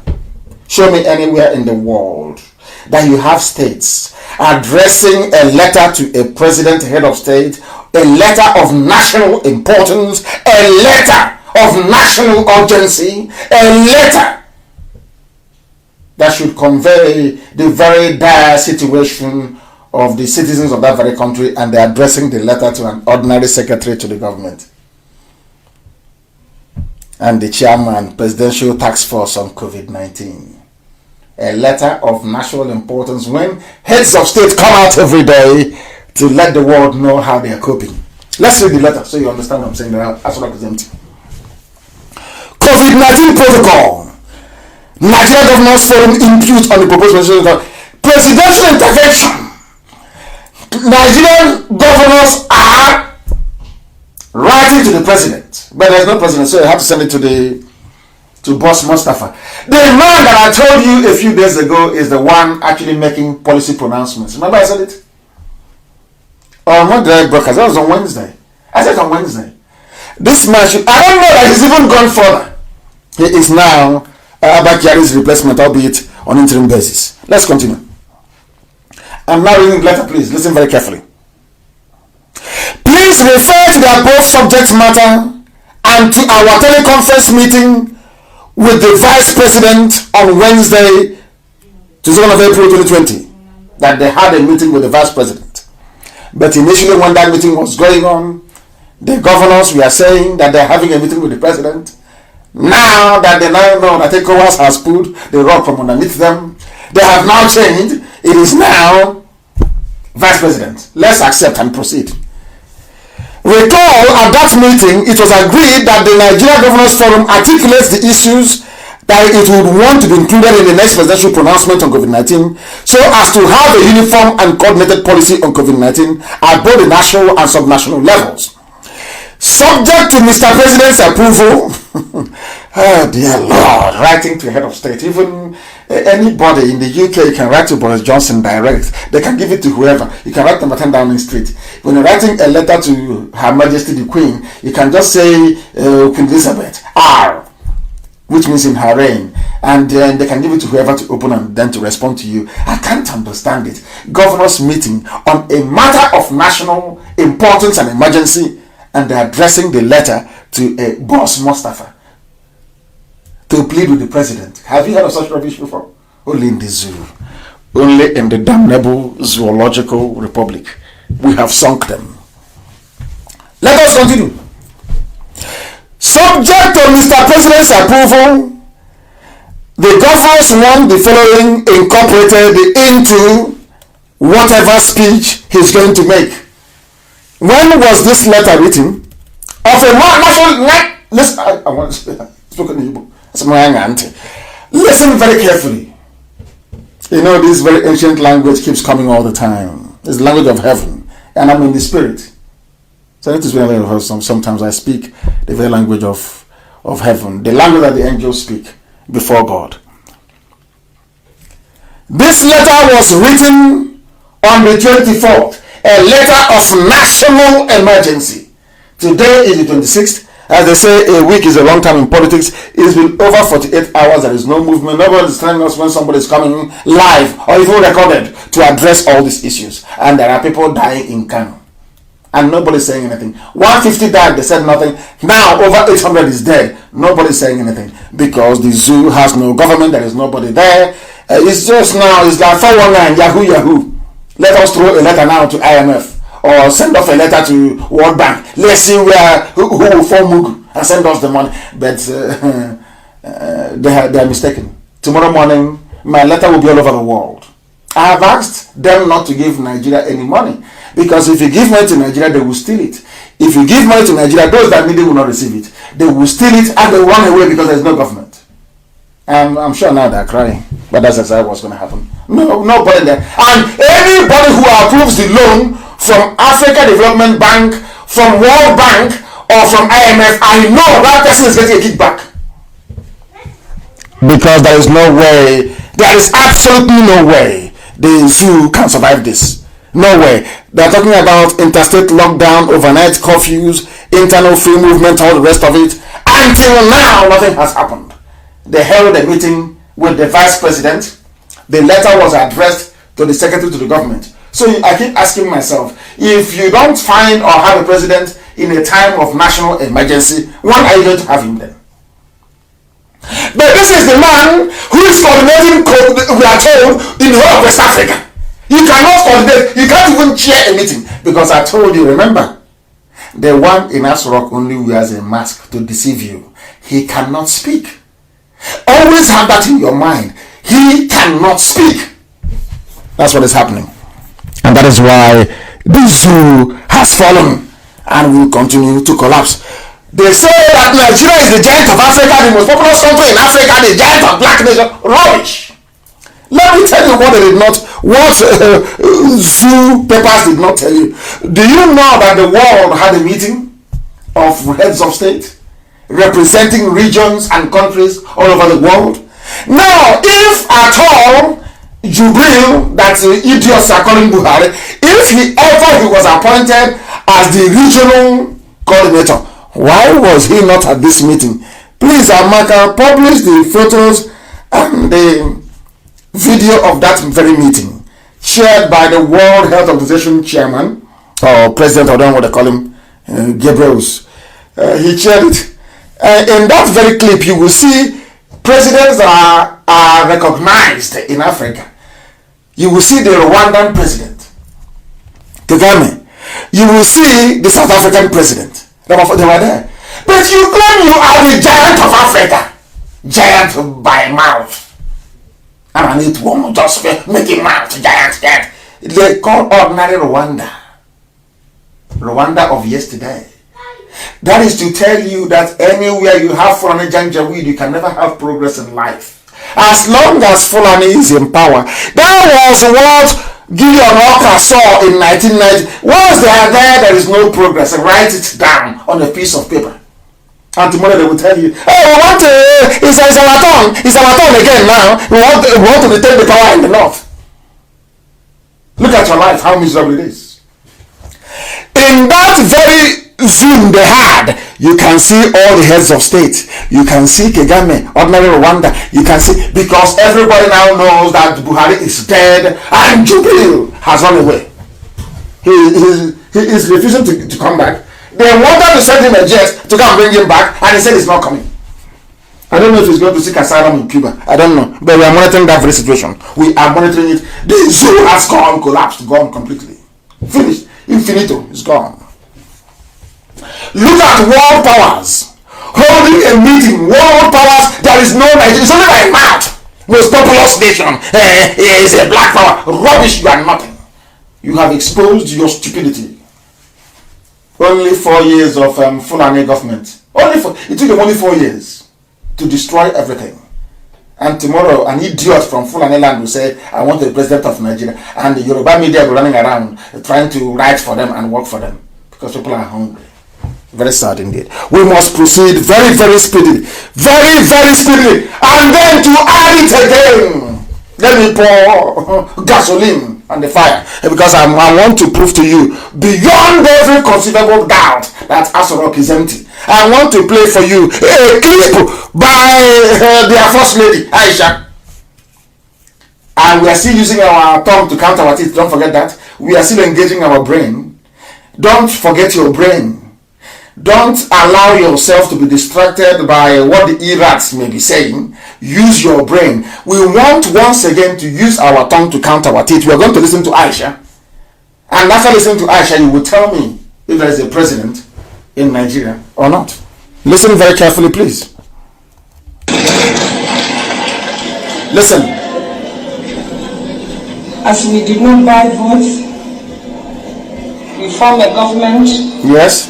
The government that have overthrown an incumbent. Yes. The first time in the history of Nigeria. Yes. Listen. Afterwards, we're expecting to have a teamwork. A teamwork. We had a bit of teamwork, but it wasn't full. All the achievements that have been listed for the past 1 month, people have been singing the songs of achievements. We would have achieved that within 1 year of the administration. Are you listening? But are you people listening? This was the 4th year of administration. She is saying that everything that they achieved within 4 years could have been achieved within the first 1 year. And you are telling me that the husband is alive. You are telling me that the husband is alive. She's saying that there is nobody. They have hijacked Aso Rock. That is what Aisha Buhari is saying from her own mouth, her own words. And some of you still think that we are stupid. You think we are dumb. That hinders a collective teamwork that we have started. Teamwork! A woman in Africa talking about teamwork when her husband is head of state. Who is that woman? Who are you? It's not done anywhere in Africa. Maybe in Europe or elsewhere. A woman talking about teamwork. Her husband's presidency. It is teamwork. Telling Abakiari when he was alive and Garba Shehu that chased her from her quarters in Aso Rock.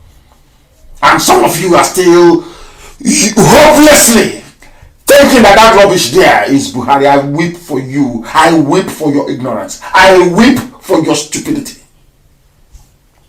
A woman in Africa, a Muslim woman, Islam talking about teamwork when her husband is alive. Are you deranged? They will take you to the back of the house and they will slaughter you like a ram. That is why you see her with different men all the time. Because you people are blind.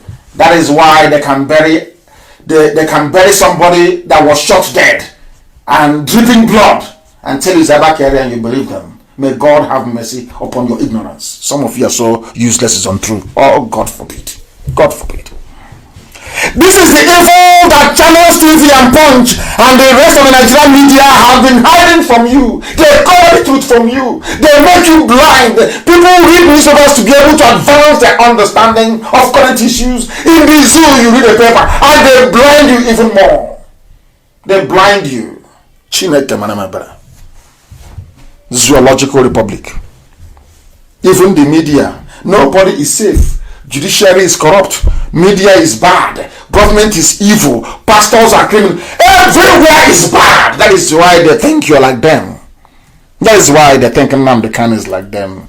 That I serve my people for something because of money. You're insane. I will demolish you in a short while. This is the evil that the few have been covering. That is why they keep going back to World Bank. They go to IMF. They go to always asking for loan. Loan after loan. Loan after loan. That is the idiot that will be in charge of ECOWAS. COVID response. Unbelievable. Unbelievable. People they think we are daft. But we are not daft. And can never ever be. Not now. Not tomorrow. Not ever. And there's something I want you to distribute this evening. Go and look for it. Chinas, put it everywhere, please. Put it everywhere. There is a video It's called Buhari performs lesser Hajj.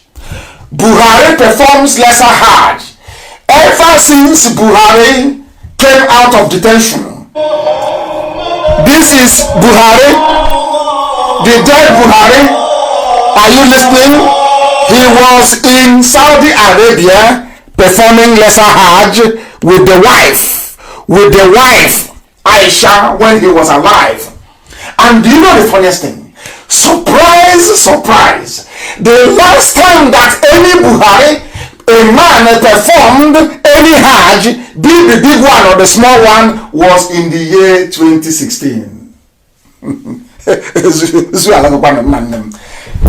last time President Buhari performed any Hajj in Saudi Arabia was in 2016. From 2016 till now, there have been no Hajj performed by somebody they say is Buhari.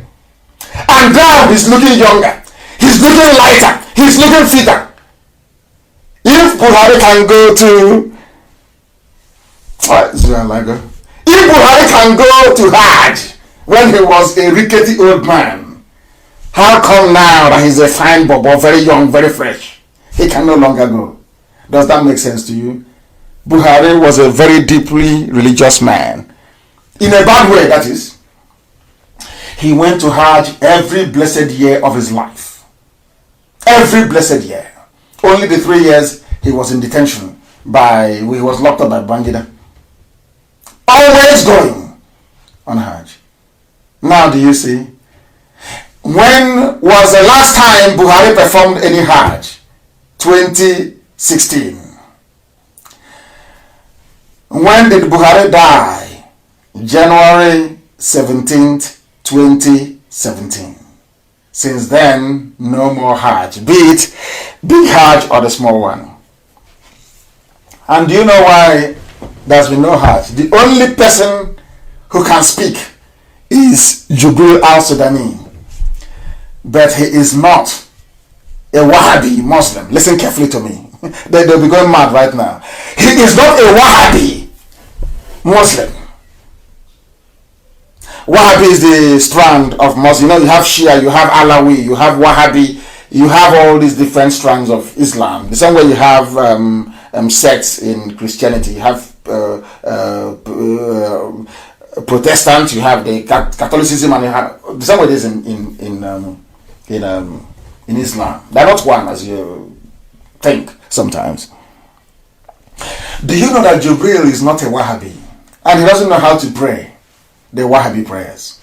Now please, Amaka, look for the picture of, or anybody that has it, look for the picture taken in a mosque of Bukola Saraki, the emir of Kanu'S, and the thing that they call Buhari sitting down on the floor, Jubril. You will see the way he was handling the Islamic chaplet. It's not correct. They look at him as if he was mad. Look at it very carefully. Oh, Zoo Alagoni. Zoo is gone. Zoo is gone. The zoo is gone. Completely gone. Gone and gone and gone. Zoo is gone. The zoo is gone. I don't know what is wrong. We are trying to get some of our stuff working. For some reason, it stopped working and we want to get it back before some people get cut off. Before some people are cut off, we want to get this thing done, please. You must bear with me. You have to bear with me. I don't know what is wrong with it. I don't know why it went off. I think it's back on again. I believe that it is back on again. It's back on again. Ask yourself that question. Go and look at that picture very well. You will see two of them looking at Jubril. Jubril does, I don't know what they call that Islamic chaplet. I've forgotten the name, what they call it. Islam, they copied Roman Catholicism. Are you aware of that? How many of you actually know that Islam came after Christianity? After Catholics, they came and they copied. They even, the rosary you used to pray. That bead you used to pray in Roman Catholic, that's something they use in Islam. Because Muhammad copied it verbatim. And so then Angel Gabriel told him. Go and check it, you will see it there. The same rosary, yes, Islamic rosary. Islamic rosary they used to pray. Go and look at how Jubril was handling it. He was not handling it very well. He wasn't. And they were looking at him in horror, in shock. Thinking, what is he just doing here? To tell you that Buhari is no more. The last Hajj was in 2016. The last year that Buhari, he saw 2017, yes. And then I went to court. And I told him what God said I should tell him. And he died. He fell down. I was in court. He was watching a live feed of me appearing in court. God gave me a mission. God spoke to me. That she showed him the word of God. That if once he will collapse, he will never get up again. When I told DOS, they didn't believe me. Go and ask anybody in DOS. They drafted the letter. They sent it. I said, God said he must see. The book of Exodus. Once he sees it, he will collapse. He will not get up again. I was in prison. I got a revelation. And I did exactly as God told me. He was watching me live. On the 17th of January of 2017, I was in court. He was watching the live feed. Once he saw the word of God, he collapsed, went into a coma, and died at King's Hospital in London. Never recovered till this very day. They don't know who they're playing with, do they? They are mad. Go and ask them when he collapsed. He was looking at me and he collapsed. Go and ask and they will tell you. Who ordered the raid in my house? Was it not Abakari who ordered the raid in my house? Watch what will happen to all of them, one after the other. Watch and see what will happen to them. That they may know that this God I worship, Chukwukika Biama, is indeed supreme. I don't go through anybody, to God direct. Because this very mission he gave to me. The last Hajj was performed in the year 2016. Since then there is none. Maybe tonight they will start running around trying to put something together. They will try to lie to you. They'll start editing video now, this night. Let them edit and bring it out. I will dissect it live on air. I told them they should have listened to Bishop Injila. They should have listened to him. You should have negotiated and given me Biafra when I asked you to give me Biafra. When you gave me 5 states and I said no.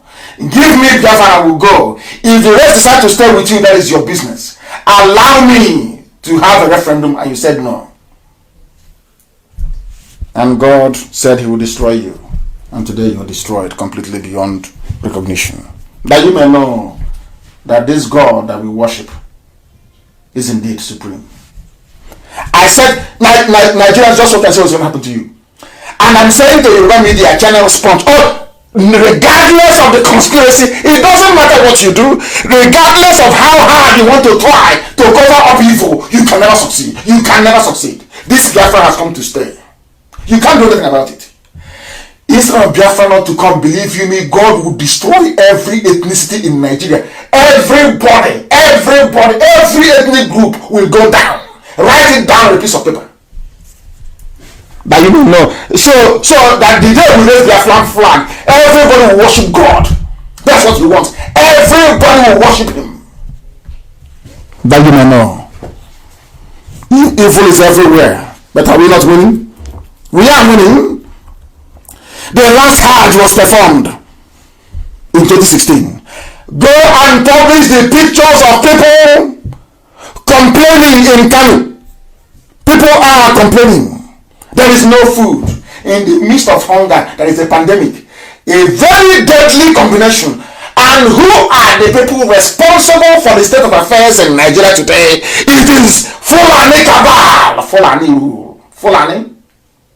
They know nothing. They pretend they know something. Their brains are empty. And instead of Yoruba to tell their Fulani masters what you're doing is wrong, will not work, they say, Ejosa. Trying to cheat the Igbos. That's what they're doing. How do we cheat them? That's all. And when they were thinking on how to cheat us, God in heaven had other plans. And that plans is being made manifest now. That they may know that IPOB is something else. Now they will know. Now the people are protesting everywhere. People are dying and they're also protesting. A very perfect ground for the spread of a pathogen, and it's happening now. That's why we pray for Kanu. People are going to die, and as I told you, they will. Don't bring in the Chinese. They say, even Nnamdi Kanu, he talks too much. He's on the air all the time. He's talking. But I warned you, do not allow the Chinese to come in. If you see them in your community, drive them away. If you see you people are going to die, you will die. I'm telling you.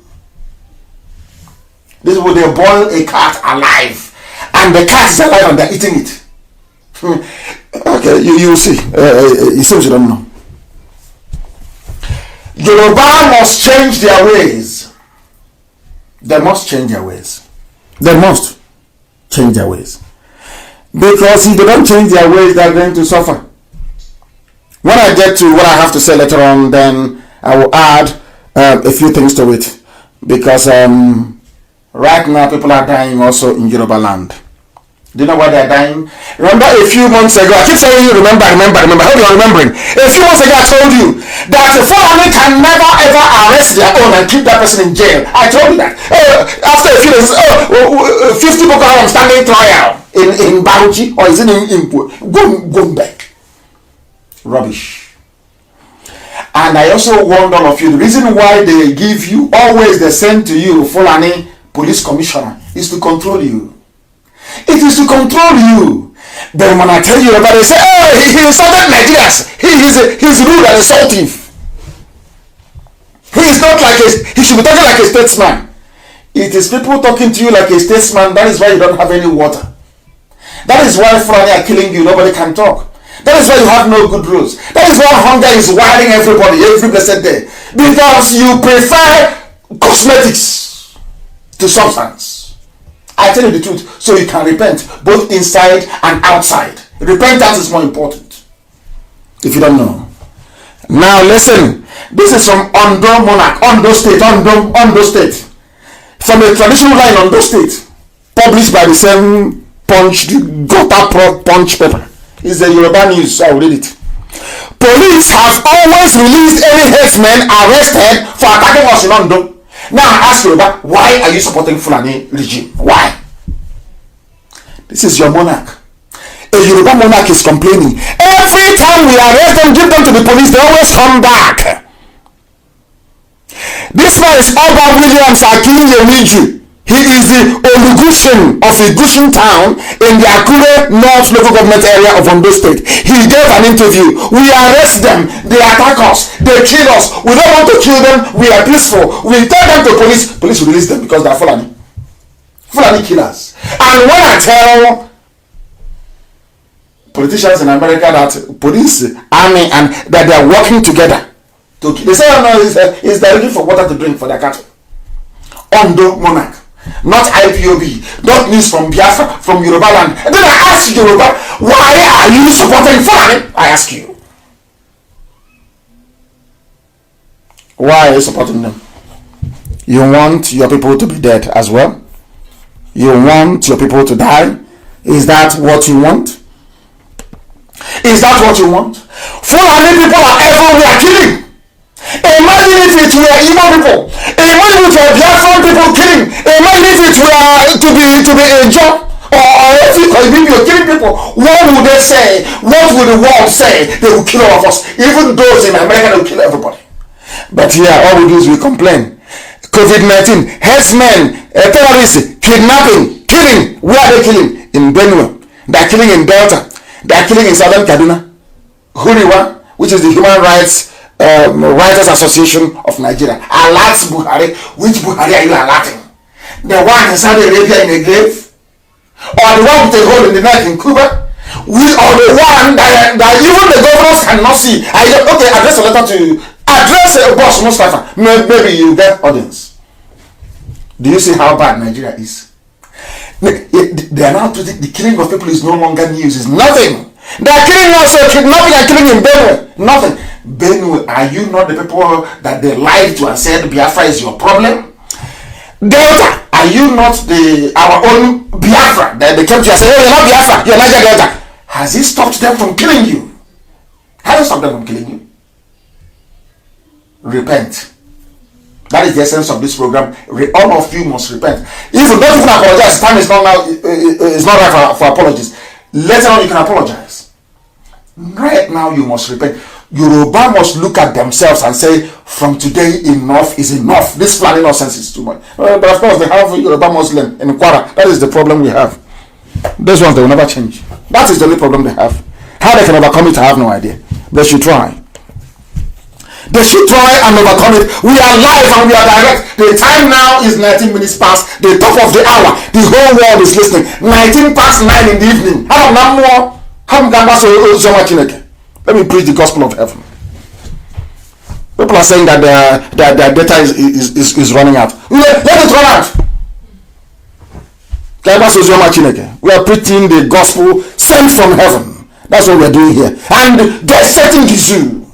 That the world may know that they are nothing. They're a bunch of criminals. A bunch of criminals. Bumbling. It's not even the fact that they're stealing. The people stealing, they are useless. They don't know what to do with money. Now people like men and women, children are dying in Kanu. What can you do? Nothing. You are writing to Boss Mustafa when you have a president or a national emergency. Can you believe such rubbish? Only in the zoo. Only in the zoo. Buhari opened the south to pamper the north. Of course, it's Abakari. Now it's Boss Mustafa. They take everything from the south, they take to the north. Some people from the south will be supporting them. Yoruba media from the south will be supporting the north to enslave, to support terrorists, to kill, to pillage, to grab people's land, destroy farm produce, to bring in the Chinese to kill ordinary people. As people are hating politicians, hate Yoruba media, they are even worse. They are the ones encouraging them. Tomorrow you see them speaking English they cannot even understand. Trying to appear like CNN, trying to be like CNN. As evil, even more evil than CNN. Covering up the work of Lucifer. That's what one day they will get it. The thing happened in Yoruba is undone monarch not crying. Did I know when they will come for you? Did you believe me? You thought I did a deal with Fulani. Oh, you love my back, I love your back. As long as Hebrews are not involved, don't open any other seaport in the east. Let's only use Lagos so we can make money. Yeah, those Hebrews, yes. Now you're getting it. You cannot live your life through treachery and betrayal. It doesn't pay. Not with me, it does not pay. We don't support evil. I don't support evil. I don't believe in nonsense. If I see evil, I destroy it. I don't believe in evil. I do not believe in evil. Our bookie will be our bookie and they will always loot. That's what they know. How to steal. More even I like to steal. After you tell me economics rights, US government rights. Right to who? If you want, I can get the US Senate to write to me now. I can get it to write. Everybody can write to anybody. It's rubbish. They are using it to divert your attention. To make you feel that Abakari is a statesman. Without you asking, why are they writing about the chief of staff? Who is in office? You don't know. Buhari is there. ECOWAS cannot see him. When ECOWAS realized their mistake, they went to their website. In fact, they out of shame, they shut down their website. Which has never happened before. Earlier today happened. When I told them that you're messing up, this nonsense you're doing is a joke. COVID coordinator indeed. COVID coordinator. People are disgracing themselves. Abakari tried to clean up Nigeria. Clean up Nigeria with 13.9 billion. I'm asking economists, did he try to clean up with 13.9 billion? He was buying broom with it to clean up. All the money he stole from NNPC is to buy broom to sweep the whole place. People deceiving themselves. I'm sure Tony Blair will be disappointed with Fulani, how they have messed up everything. They love the Fulani a lot because they love to do rankadeda. That is what that type of stupid mentality they want to plant in our land with the likes of Hopus or them. You can't work with them.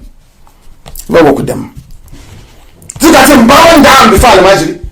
You can see the picture of Hopus or them bowing down before a filthy Al-Majri. These are the people that used to beg in those days. When they go to market and they touch an Igbo woman in the north, they will go back and they will have party. They're asking them, oh, Aboki, why are you celebrating? He said, I touched him for Igbo woman today for market. I'm telling you. They will having a street party that their body touched, and that girl will cry for a week. That Aboki touched her body. These are the people that hope for the man is bowing down. Hey! Well, because of money, power, and influence. Unbelievable. Unbelievable. Unbelievable. And to tell you how wicked people are, they said Yoruba things that Fulani will love them. Fulani send them rotten rice. The same rice that this life is so funny, you know. You know, an Igbo businessman will suffer, struggle very hard, go abroad. Other Biafrans will come, go abroad and buy things and bring them back. They say you must come through Lagos. Yoruba customs, and they'll come out, they will seize the rice. They will say, let us go and let us suffer them. We want to suffer them. We will burn their market. We will suffer them. You know the funniest thing? They seized the rice. Aboki was keeping the rice. Now there is hunger in the land. They have gone to where they stored the rice. Of course, it's expired, because you need to keep rice at a particular temperature in an aerated room and all the rest of it. That is the expired poisoned rice they're not giving to Yoruba to eat. See how strange life is. How bizarre this life is. So strange, honestly. The same rice now they're giving to Yoruba to eat. The same rice they stole from Igbo merchants that brought it in to sell it. They closed the border. They seized it. Now it has gone bad. Now they have sent it to Yoruba. And now they tell UN that this is part of the palliative they are sending, that they bought the rice. But it was lies that they stole from innocent importers. That is Nigeria for you. And I keep wondering, how can somebody wake up in the morning and say, I want to be a Nigerian? I don't understand it. I just can't. I can't fathom it. I can't understand. The rice they sent to Oyo, contaminated, and now the governors of the West are saying, we no longer want it. We don't want to be a part of this nonsense.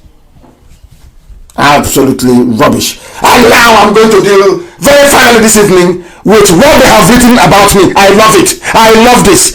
It was written by a sophisticated moron. A Yoruba sophisticated moron. That is what one very clever man called them. I want to read everything line by line and I will respond. That's how I am. If you write good about me, I read it. If you write bad, I read it out on air.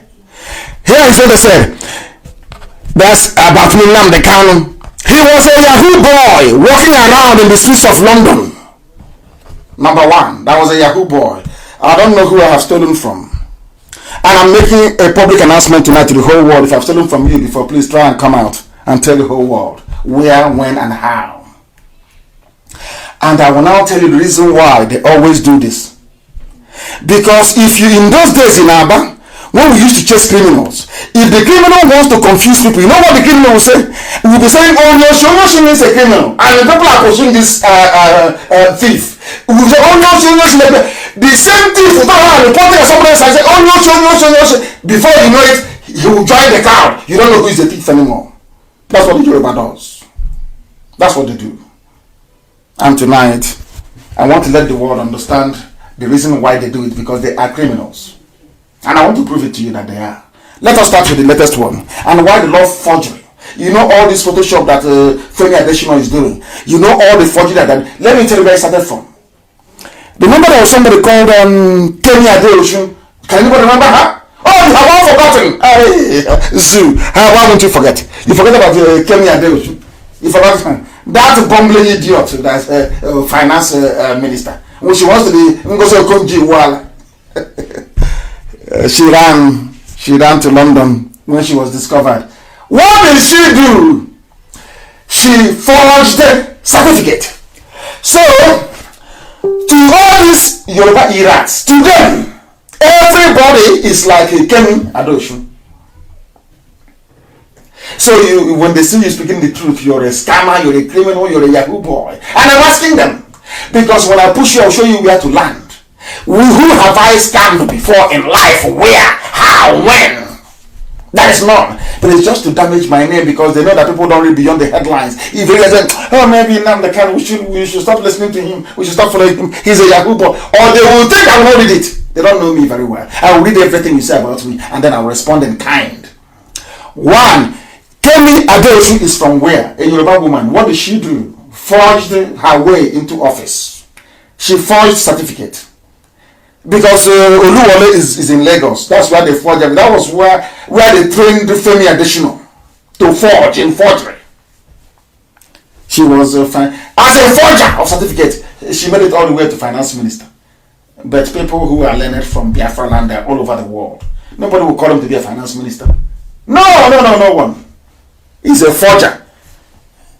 Kemi Adeosun is Yoruba. I'm reminding the Yoruba by writing this junk. I just want to, because the whole world is listening now, isn't it? I want Nnamdi Kanu. Where did I do Yahoo? Where to who? Where and when? Yeah, time, place. I'm giving you example. Those that you look up to Yoruba land, they're criminals. I'm telling you now, the whole world is hearing me. You know me, I don't fear any mortal, and I don't mince words. Listen carefully. The second person, remember MKO Abiola Bashorum, the honor of Yoruba land. He was a criminal. He was a 419er. He was a forger. I'm saying it before the whole world. The person that you voted for, June 6th or June 99, I don't know what it is. You voted for him. Do you know why Babangida did not give him power? Because Babangida told him that you're a thief like me. You stole money like me. So all these things you're saying about corruption, repatriating money from America is all rubbish. He is a Yoruba man. His name is MKO Abiola. He was a criminal that you are celebrating. They have, only in this zoo, you have public holidays to celebrate somebody who was a thief. How did Abiola steal, you're asking me? Because as I said to Yoruba, if you're that man, they can decimate you with facts and figures.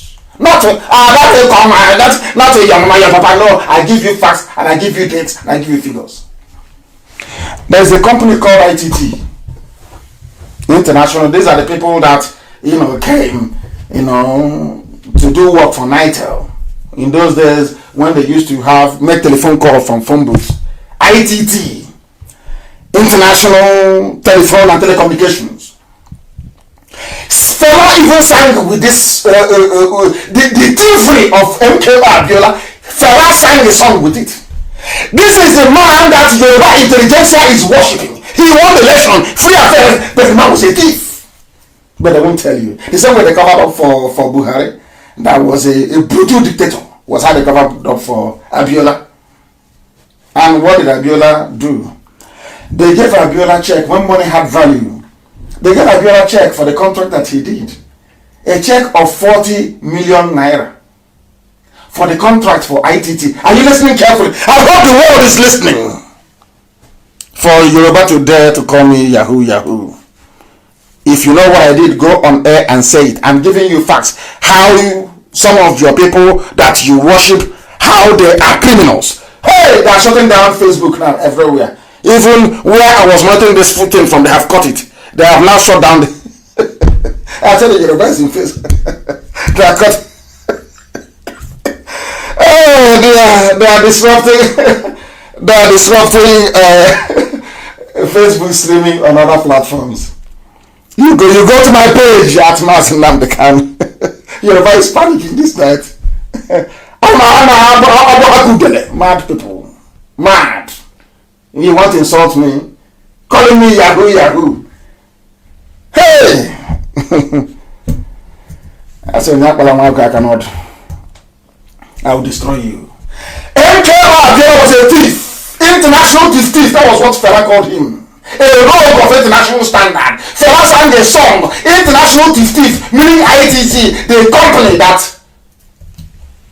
Abiola owned and executed his contracts through. Contract to provide telecommunications across the whole of Nigeria. Money had value. He was paid 40 million naira. Do you know what this man did? I mean, when money had value. Abiola went to Oluwole, the same place that trained Femi Adesina. So when you see Femi Adesina with Photoshop pictures, don't get surprised, it's in their blood. I'll tell you what happened. Abiola went to Oluwole in Lagos, gave them the check that the government had given to him. The Federal Ministry of Communications gave to him. P&T in those days. Abiola forged and changed from 40 million to 400 million. He added the 000 until he got to 400 million. Go and ask anybody, any Yoruba man. Go and ask them.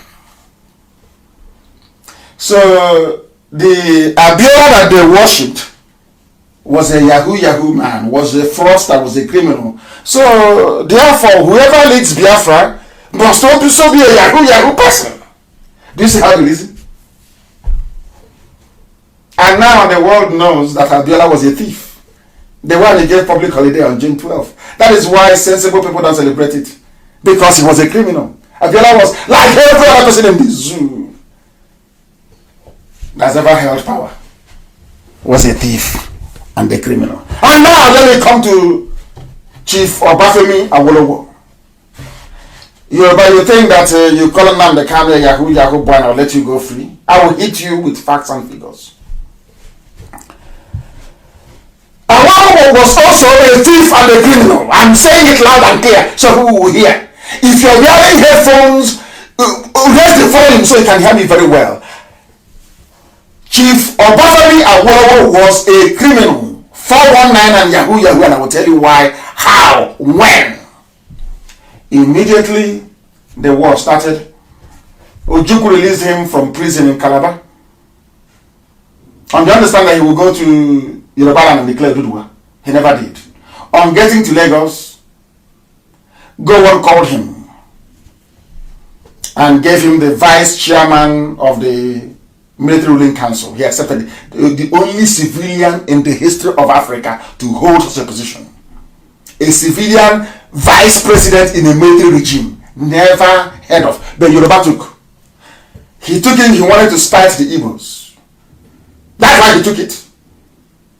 He took it. Despite his gentleman's agreement with Ojukwu. Now let me tell you what happened. He not only engineered the starvation, let's leave that to one side. Immediately after the war, he was also the finance minister.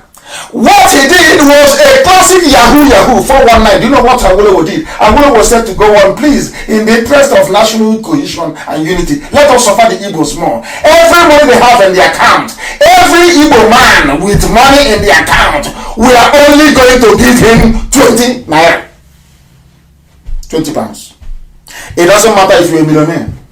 It doesn't matter if you're a trillionaire or billionaire. No. Immediately after the war, you go back to take your money from the bank, which is one of the greatest robberies of all time. Now you understand why I hate Ohaneze. Ohaneze never pursued this. A legitimate claim, they never pursued it. Because they went and they bribed some of them. As always. Awolowo took your money, or your family's money, because some of you listening are very young. Took my father's money. Took the money, impoverished us, everybody. It was a Yoruba man. Stole our money. Invested it in Odua group of companies and the Dolu group of companies. Stolen money. Stolen money from the homes of Biafrans. Nearly 5 million killed, starved to the oblivion. He came back and he took our money. Nigeria never gave us anything.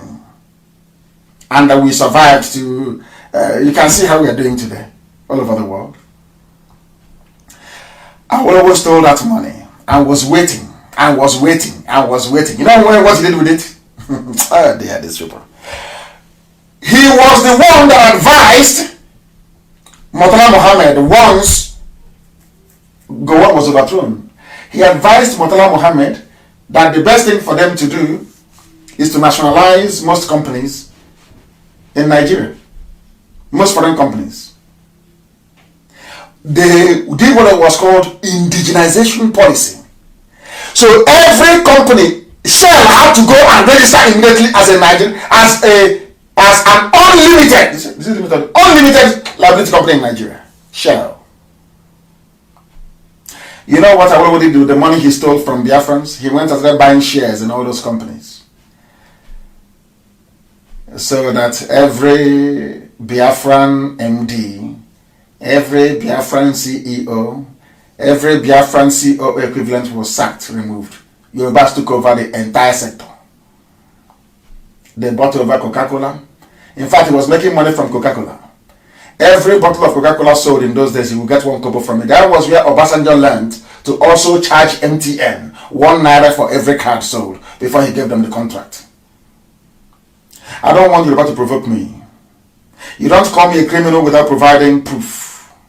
But if I call you a thief, I give you proof. Let's leave it there for now and proceed. We must proceed. Because what they said about me is plentiful, and I want to bring it to the attention of the world. I want people to know. He went on to say that I was talking about on the story. I don't know where he got that from.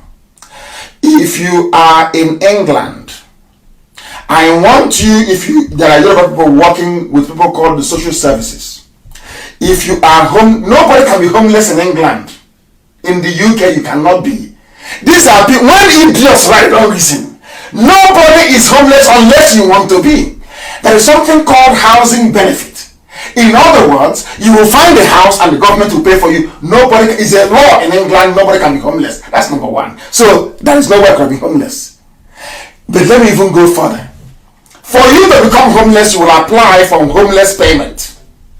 You apply for what is called the dole. You apply for social services help. I want these Yoruba people to go and ask their Yoruba brothers and sisters working inside inside social services in the whole of the UK, if my name has ever appeared there as somebody who is homeless or somebody looking for government help. Because I am a Biafran, we work hard from our mother's stomach. That's how you find. I'm not telling you said this, I said it. No, I'm giving you. If you want to do research as we do in IPOB, you go to the source and you do research. Ask any of the Yoruba people working with social service. What's it called now? This unemployment depot. What's it called? The job center. Go and ask them. Please go and Google my name. Give them my full name. Ask them, please check. Has this man ever claimed benefits before? Why do you think the UK government respect me? Why do they respect me? Ask, has he ever claimed benefits before? Way before Biafra, way before IPOB, and you see the answers that we give to you. You said he was working on the streets of London, that he was homeless, and I have hosted Chekwas Okorie in my house before. When Wazirike was normal, I hosted him in my house before. I've hosted Chekwas Okorie twice in my house. When I was living in a flat and when I was living in a house. Ask Chekwas Okorie of UPP where he came to when he came to London. Have you been to see Nnamdi before? Did you eat in his house when he got there? How was his house? Chekwas Okorie will tell you before IPOB, before Radio Biafra. If they say that he was sacked by UNN, no, I left University of Nigeria and Soka because I'm not doing anything. I left of my evolution. Ask my father is no longer around. May so continue to rest in peace. I left for London to go and study. I came back home and I told my dad, if you don't send me to England, I will not go to school because UNN is not what you think it is. It's not a place fit for somebody like me. I am a thinker. I think. I am a philosopher. I reason. At Soka, I was not reasoning. Every time strike all over the place. I said, Robbie, what nonsense is this? I came back to my house and I said to my father, if you want me to be a graduate, send me to England. And he did. Because I traveled to England. They said that I was very poor. I only started breathing when Owasrika of myself came to London. When did Owasrika come to London? When? 2009, Owasrika came. They said I was homeless, I was on the street, I was not doing it. I want to answer. Because the thing about me is that if you accuse me of something, I'll answer you publicly. When I accuse you, come out publicly to defend yourself. But the zoo cannot do it. They said I did not breathe until Owasrika came to London in 2009. I was the APGA chairman in the whole of Europe and the UK in 2002. Fighting for Peter Obi then to become the governor of Anambra State. With the promise that APGA was going to be like Biafra. Of course, it never materialized. Are you listening to me? I was the chairman of ABGA, the whole of Europe and United Kingdom. Are you telling me that somebody without pedigree, somebody without education, in a gathering comprising of all the people, both Biafrans and non-Biafrans, that I will emerge unopposed as the chairman of ABGA in the whole of Europe? If I was homeless, where would I hold ABGA meetings then? In my house? Where is I going to my so that you know the right discussions on Facebook. People are coming. I decimate you live on air, so the world can hear, so the world will know. Let's continue. Owasile came to England in 2009 on his way back from the US, where he went to go and buy a property. Say he went to go and see Obama. Came to the UK. We started with Radio Biafra. Listen carefully. Write it down on a piece of paper, please, and go and ask him. When you meet Owasile, you ask him, how many months did you form Radio Biafra? Then on shortwave, very expensive shortwave. And who was the company that was providing those services then? I can't forget. VT Communications. VT. Just two letters. VT Communications. They're heavyweights in England, by the way. Owasile, you funded Radio Biafra for only 3 months. April, May, June. We stopped broadcasting December of 2009. Write these things down. April, May, June. I, Nnamdi Kanu, paid for July, August, September, October, November, December. And I went bankrupt because shortwave then was very, very expensive. I paid, personally paid. When it finished December of 2009, we tried and tried and tried and tried. I went back home to go and tell Owasile that this radio is very important. And why did he stop it? He stopped it because he felt that Radio Biafra was becoming very powerful. That's all. I revived Masop. Thought I was dealing, of course, Masop, they're very good people. It's just the leadership that was rotten to the core. And we left them. 2010, 2011, 2012. My own able deputy chairman persuaded me for 2 years. Chairman was on my case for 2 years that I should fund the reopening of Radio Biafra. If I didn't have money, would Chairman come to me to ask me to fund the reopening? I said, no, if I do this thing now, they'll say it's a one-man band. I went to my trusted friend then, Dr. Egemba. Sam Umasiebu, Taiwo Umasiebu, Amarachi. We came back together again. I said, I have money, but I want all of you to contribute something. There's some gave me £100, some gave me £50, and that was it. Myself and Uche Mefo, we started struggling to get Radio Biafra back on air. And we did. On shortwave. Who was paying Nnamdi Kanu? Until we couldn't pay anymore. Until God said to me, if you want to get Biafra, then you have to give up all your luxury, your life and everything, and do Biafra. Which is, my first said to me, we have to go online to continue. That's how we came online.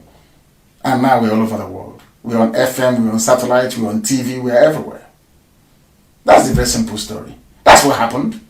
Can anybody in their right mind? And I never wanted to broadcast.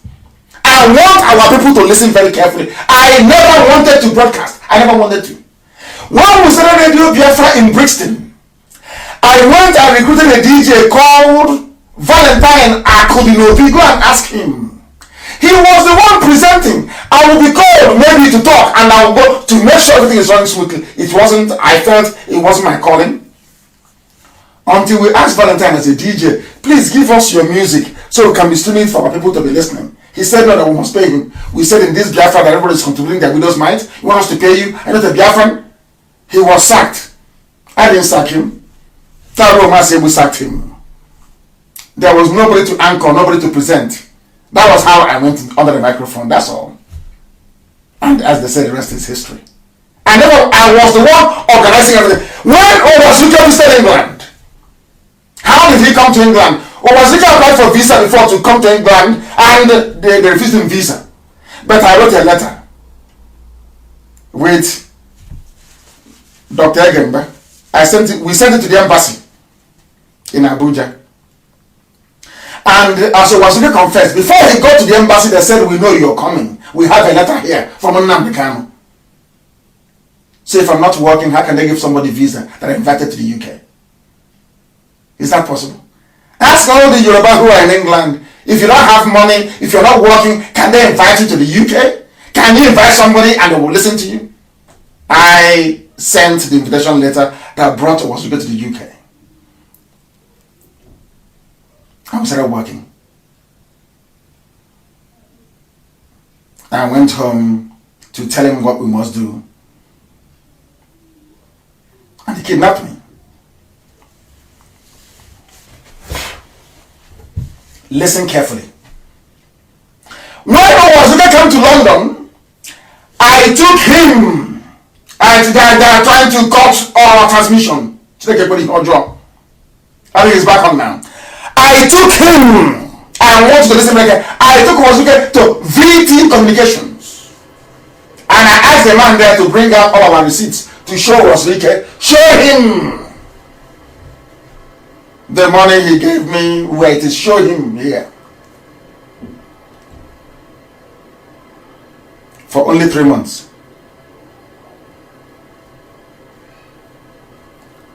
I paid for the rest. That is the truth. The absolute truth. He became financial secretary of MASOP. I was never the financial secretary of MASOP. They said I embezzled funds. Which fund did I embezzle? Who gave me the funds? Where, when, how? He took over Radio Biafra. Radio Biafra was dead December 2009 when I could no longer fund it. Owazika funded Radio Biafra for only 3 months. Go and ask people. Only 3 months. I funded the rest. When we went back again on air in 2012, we went through people called WRN. When my money ran out, we went online. As simple as that. God said, this gospel you must preach. And we did. That's what happened. And heaven is my witness. I was no financial secretary to anybody. He said he took over the radio. He had no money. They said, I am the owner of Alpha Phoenix Consulting Limited. I have been paying tax to Her Majesty's government for years. It's my company, I own it. It's a consultancy firm. It's still at the company's house till tomorrow morning. It's called Alpha Phoenix Consulting UK Limited. Go and find it, it is there. You will see my name as the director and Dr. Egemba as the secretary. We own it. And we pay tax. If you don't make money, you cannot pay tax in the UK. And I paid tax for years. If you want to know the job that I did, ask those that know me. Ask Dr. Egemba to tell you one of the titles of the job that I held when I did paid work, or when I worked for people. They will tell you, I manage white people, not blacks. I was at managerial level. Ask them. Ask them. They will tell you. It was somebody that went to a company I used to work for and said that I breached fiduciary, that I secured a very lucrative contract for my brother's company, Case Estate Services Limited, that was run by my younger brother in England. It was a Biafran that went and told the company that this very company, there was nothing wrong, that this company is doing so well, with annual turnover of £250,000 every year, in those days, that Nnamdi is the brother. When we took them to court, they said that I am a senior manager in the company, and because of that I should have told them that my brother has an interest in Case Estate Services Limited.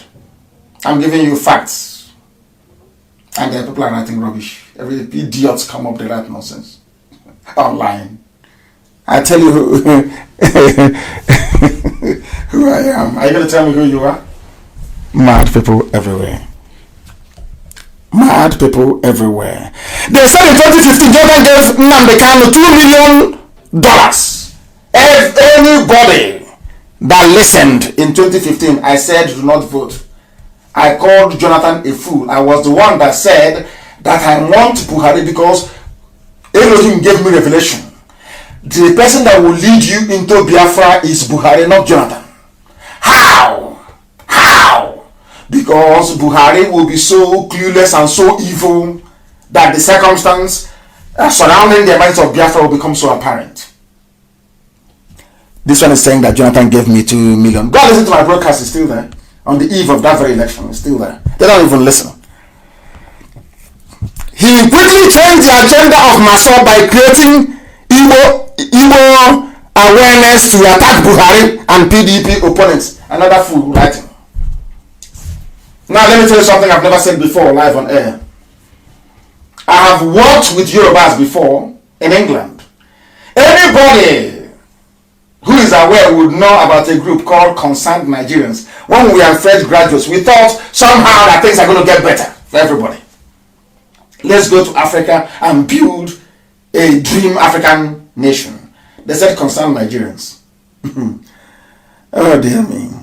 This was happening around... No, I wasn't actually a federal then. We were in London working.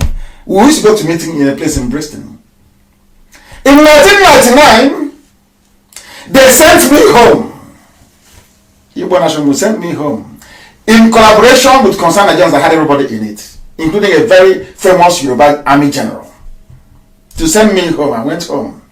Our brief was very simple: to stop the election by every means possible, so there will be chaos. And what they wanted was sovereign national conference, so people can come together and discuss how the country is going to be.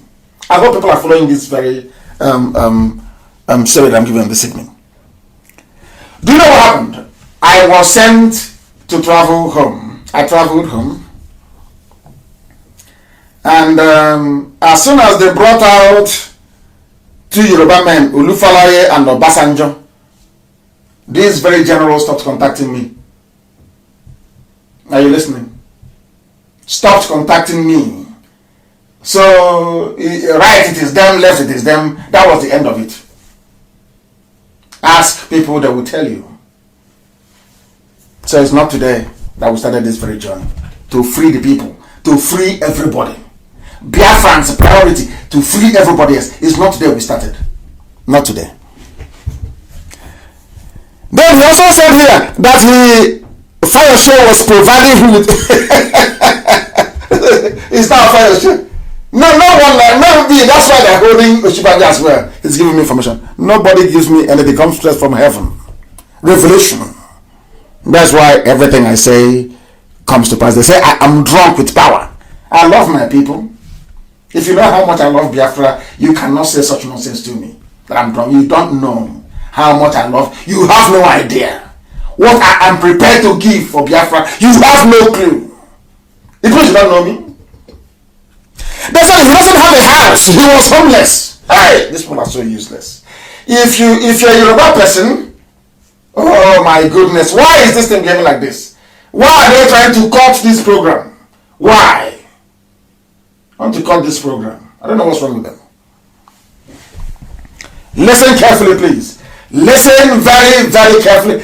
They said he has no house. He was homeless. He has no house. That's what they claim. If you know anybody who is Yoruba and who is into conveyancing, or a lawyer in the UK, ask them to use my name once again to do a search to see if I own a property in London or not, and when I bought that very property.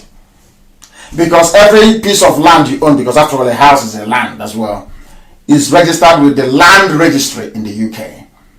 And if you go to the land registry of the UK, you will see my name there. And you will see the year that I bought my property. And then you will be able to know. You will be able to know that all the nonsense you're writing is pure crap.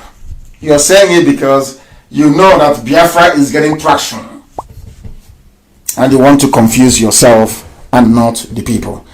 I never met Governor Fayoshe one-on-one before in my life. He came to court to see me. We spoke on the phone. He congratulated me when I came out, and that was the end of it. He said, I'm power drunk. I've never done any work in my life. How was I able to fund Radio Biafra? How did I manage to pay for our leader's hotel room when he came at Millennium Hotel in Kensington in 2002? I paid for it. I booked the room where Ojukwu stayed, and I paid for it with my card. So if you're not working, oh, these people are mad. They said now Nnamdi Kanu is worth over £10 million. Do you know why they said this? They said the reason why they propagate this falsehood is so people will say, oh, as our leader, you have money already, so there's nothing for us to contribute anymore to IPOB and what you're doing. They are playing on your intelligence. They know how our people react when it comes to money. They are playing on our intelligence. They want people to believe that if I have $10 million, believe you me? No, not up to that. You want me to tell you how much we have? I won't tell you either. But if I have $10 million, Nigeria will not breathe in the next 1 week. We don't. They are trying to get you to stop funding IPOB, that's all. They think we are stupid. They think we are dumb. What's that about? Once you say he has money, other Biafrans will say, no, he has money already now, there's no need for us to contribute. That's what they're playing at. You know the useless Yoruba mind game, that's what they're playing. They have failed. I have no $10 million. I have no need for money. If Biafrans would not build a house in Biafra land for me when Biafra comes, that is their business, is between them and God. But I will do my job. My hands very clean. So that when Biafra comes and I go to Arochukwu to go and pray at a new temple that will be built to the glory of God in heaven, then I open my hands and I will say, you sent me on a message and I completed it. If Biafrans want me to sleep on the street, then I will do so. But my father has a house, so what do I need another house for? They must understand who we are. That we are whiter than white and whiter than snow. And that is why we proclaim unequivocally without hesitation that Biafra is our religion. And here on Radio Biafra is where we worship. And I am a God is my. I don't worship flesh. I worship the only one indivisible God in heaven. Elohim Adonai El Shaddai. The one supreme God. The creator of everything you see around you. And he is our God.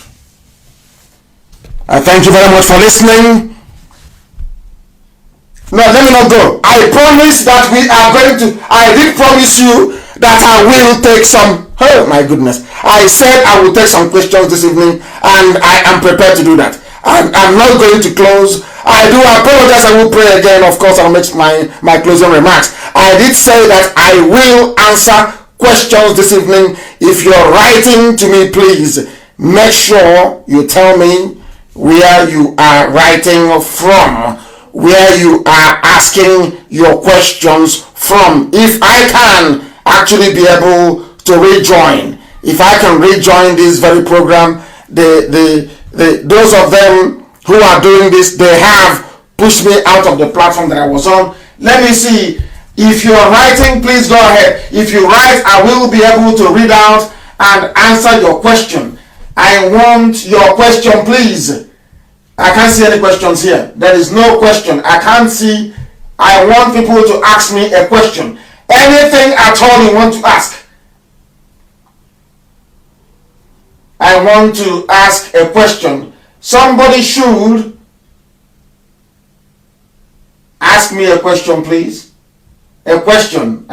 Do you know the type of people, followers you? No, I need proper. Ask me difficult questions. The hard ones. People have been gossiping about. That's what I want to answer. I'm in the mood for gossip tonight. I want a bit of gossip, please. I need gossip. Ask me questions around gossip. Let me try and answer it, please, if you can. Nobody is asking any questions. And on that note, from me, From here, it is good evening.